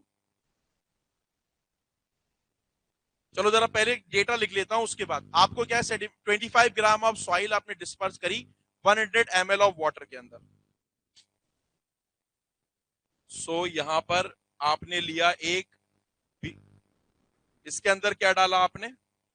इसके अंदर आपने डाला बेटा 25 ग्राम ऑफ ड्राई सॉइल, और इसके अंदर आपने डाला 100 ml ऑफ वाटर। तो वॉल्यूम ऑफ सस्पेंशन आपको यहां पर वेट ऑफ सॉलिड दे रखे हैं 25 ग्राम, और आपको वॉल्यूम ऑफ वाटर दे रखा है 1000 सेंटीमीटर क्यूब। यस और नो? तो अगर आप वॉल्यूम ऑफ सस्पेंशन निकालोगे तो वॉल्यूम ऑफ सस्पेंशन होगा कितना? That is equal to volume of solid plus volume of water. Yes और नो? वॉल्यूम ऑफ वाटर दे रखा है, तो वॉल्यूम ऑफ सॉलिड कितने होंगे बताओ? Weight of solid divided by GS into gamma W plus volume of water. तो solve करके यहां पर लिख देता हूं, volume of solids is equal to weight of solids divided by GS into gamma W. तो बताओ volume of suspension is equal to, solve करके, weight of solid in 25, GS की वैल्यू मैंने आपको बता दी 2.69 ले लो, मल्टीप्लाइड बाई गामा डब्ल्यू की value 1 plus volume of water है 1000, सॉल्व करके कितना आएगा? 1000, और हिंट में कितना दे रखा है? 9 आ रहा है, और उसमें कितना दे रखा है? वही तो, यही तो बोल रहा हूं, सेंटीमीटर क्यूब। तो ये वॉल्यूम ऑफ सस्पेंशन आपको मिल गया, ठीक है।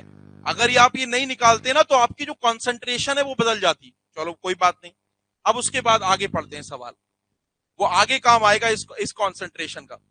अब कह रहा है कि 25 ml ऑफ सस्पेंशन 1 घंटे के बाद, मतलब T इज इक्वल टू, और देखिए जरा और क्या डेटा रखा है, also also after T is equal to 60 minute आपने सैंपल को सक किया, उसके अंदर आपको सॉलिड्स कितने मिले? वेट स्मॉल डब्ल्यू लिख रहा हूं, small W weight of solid का मास कितना मिला? 0.09 ग्राम। और किस डेप्थ से आपने निकाला? H is equal to 10 centimeter. 60 minute तो है बेटा, ये देखो 60 मिनट लिखा हुआ है, ठीक है। और क्या है देखो जरा ध्यान से, तो मास ये सब 0.09 लिखा है ना मैंने, ठीक है। तो अब पूछ रहा है A part, the largest size of the particle remaining in the suspension at a depth of 10 centimetre after 1 घंटा। बताओ 10 सेंटीमीटर की डेप्थ पर 1 घंटे के बाद सबसे बड़े साइज का पार्टिकल कौन सा होगा? बिल्कुल सिंपल सी बात है, मैं मान लेता हूं वो सबसे बड़े साइज का पार्टिकल्स क्या है? डी है। Let the largest size of particle, सबसे बड़ा, let the largest size of particle at 10 centimeter after 1 hour be capital D. इसको मैंने मान लिया कैपिटल डी। तो इसने कितनी दूरी कवर करी? 10। तो इसकी सेटलिंग वेलोसिटी कितनी होगी? इसने दूरी कवर करी बेटा 10 दूरी कवर करी इन 0.1 कितने टाइम में? 60 minute. That is 1 minute is equal to 60 second is equal to D square gamma W divided by 18 mu GS minus. ठीक है, तो 0.1 upon 60 into 60 is equal to किसके बराबर? डी निकालना है हमें, लार्जेस्ट साइज। गामा डब्ल्यू को किसमें रखोगे? एसआई में। मैंने फिर बताया कि अगर गलत कर दोगे तो फिर आंसर में फंस जाओगे बिल्कुल। एसआई में होता है 9810 डिवाइडेड बाई 18। म्यू की वैल्यू कितनी दे रखी है? 0.01 पॉइस, लेकिन वो तो सीजीएस यूनिट है, तो क्या हो जाएगा? 0.01 और 10 टू द पावर -1। और जीएस कितना दिया है मैंने? 2.69 -1। तो जरा इसको सबको कैलकुलेटर में एक बार डालोगे ऑन सॉल्विंग। लार्जेस्ट साइज का पार्टिकल आपको 10 सेंटीमीटर डेप्थ पर 1 घंटे के बाद कितना मिलेगा? बताइए सॉल्व करके। हाँ, 5 पॉइंट, और इसमें क्या दे रखा है? आंसर यही है, आंसर यही है।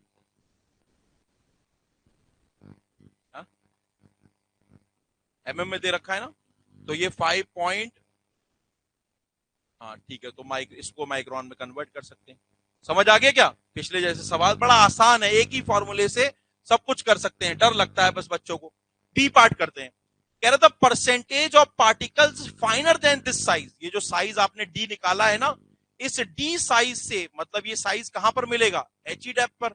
तो इस साइज से छोटे पार्टिकल की प्रतिशत परसेंटेज कितनी होगी?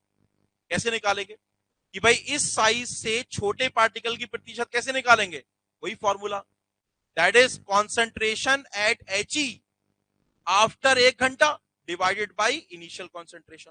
और इनिशियल कॉन्सेंट्रेशन निकालने के लिए आपको टोटल वॉल्यूम की जरूरत पड़ेगी। ठीक है, चलो जरा करते हैं। तो बी पार्ट की तरफ बढ़ते हैं, बी पार्ट की तरफ बढ़ते हैं। बी पार्ट की तरफ अगर हम बढ़ेंगे तो सो परसेंटेज फाइनर एज हमें पता है, as percentage finer than size D is equal to concentration at H E after time T is equal to 1 hour divided by initial concentration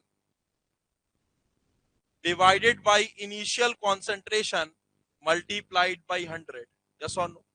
तो इसको इक्वेशन 1 मान लेते हैं। तो इनिशियल कॉन्सेंट्रेशन जब आप निकालोगे तो इनिशियल कॉन्सेंट्रेशन कितनी आएगी? सो इनिशियल कॉन्सेंट्रेशन बेटा कितनी आएगी?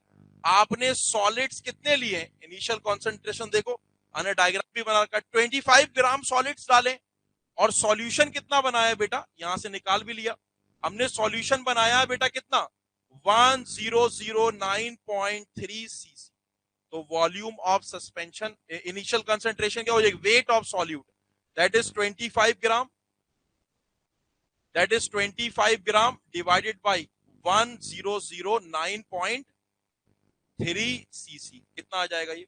ऐसे ही रहने दो, 25 डिवाइडेड बाई 1009.3 ग्राम पर सीसी, ऐसे ही रहने दीजिए। इसी तरीके से concentration at H E, concentration after कितने टाइम के बाद? After 1 our. 1 घंटे के बाद कॉन्सेंट्रेशन निकालोगे तो कैसे निकालेंगे? देखो डेटा दे रखा है पीछे, क्या बोल रखा है? कह रहा है कि आफ्टर, कहां गया ये? हाँ, क्या दे रखा है? कह रहा है 1 hour after the start of sedimentation. 1 घंटे बाद जब आपने 25 ml सस्पेंशन, जब आपने पिपेट के माध्यम से निकाला, किस डेप्थ से? 10 सेंटीमीटर से। वहीं पूछा गया, वहीं से निकाला गया। तब आपको ड्राई सॉलिड्स या फिर ड्राई सॉइल या सॉलिड्स का मास मिला इतना, तो 1 घंटे के बाद कॉन्सेंट्रेशन क्या मिलेगी? उस सैंपल को 25 ml को किस में डालोगे? ट्रे में। ट्रे में डालकर ओवन में डालोगे, सुखाओगे तो इतने सॉलिड मिल जाएंगे किसके अंदर? 25 ml के अंदर। तो वेट ऑफ सॉल्यूट या वेट ऑफ सॉलिड्स कितने? 0.09। किस सॉल्यूशन में? 25 में। तो कॉन्सेंट्रेशन नहीं मिल जाएगी क्या? कॉन्सेंट्रेशन भी मिल जाएगी। तो ये हो जाएगी आपकी कंसंट्रेशन आफ्टर 1 आवर। कितने मिले सॉलिड? 0.09 divided by 25 CC. तो ग्राम, तो इसको ऐसे ही रहने दीजिए, 0.09 डिवाइडेड बाई 25 ग्राम पर। So on substituting in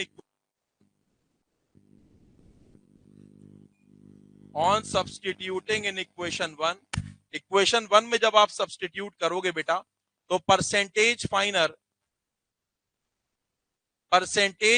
then size D is equal to, size D से छोटे पार्टिकल की परसेंटेज कितनी हो जाएगी? That is 0.09 divided by 25। एक साथ कैलकुलेटर में डाल दो तो ज्यादा बेहतर है।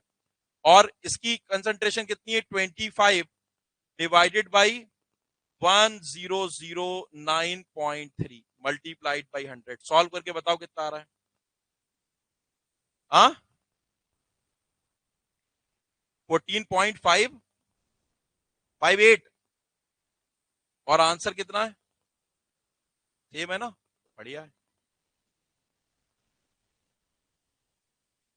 अब आप बोलोगे ना, अब आप क्या बोलो? अब बोलोगे सर हमने जब सैंपल, अभी मैं जब बता रहा था पिपेट मेथड, तो आप बोलोगे सर हमने तो वहां पर 50 ग्राम लिए थे ना सॉलिड्स। ठीक है, जो हमने एक गलत सवाल किया है ना, जिसका गलत एब्सर्ड सा डेटा था, वो हमने गलत सॉल्यूशन क्यों किया है? क्यों? इसलिए क्या? क्योंकि हमें एग्जाम में मार्क्स चाहिए। छोड़ के आओगे तो मिलेंगे तो नहीं ना मार्क्स। लेकिन जो डेटा दे रखा है उसी के हिसाब से कॉमन सेंस लगाएंगे।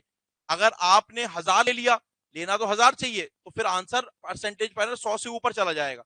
100 से ऊपर का परसेंटेज फाइनल का कोई मतलब ही नहीं है। तो इसीलिए वहां पर हमने कॉमन सेंस लगाया था कि ये डेटा गलत है यहां पर, तो उसके अकॉर्डिंग हमने वहां पर खेल कर दिया था ये। लेकिन ये बातें आपको तब समझ आएंगी जब आप बहुत सारे सवाल कर लोगे और कॉन्फिडेंस आ जाएगा आपके। समझ आ रही बात? अब आई होप आपको समझ आ गया होगा कि वो हमने जो सॉल्यूशन करा था ना 500 सीसी वाला, जहां पर आप कह रहे थे कंसंट्रेशन 25/500 निकाल लो, तो वो एक तरीके से हमने हमने गलत सॉल्यूशन किया है। लेकिन अब मार्क्स चाहिए तो इस वजह से मैंने वहां ऐसे करा दिया, लेकिन रियलिटी भी बता दी कि सही सॉल्यूशन कैसे होगा। हो गया? नोट करिए जल्दी जल्दी।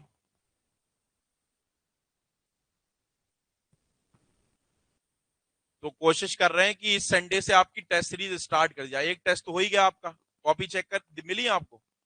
नहीं मिली अभी?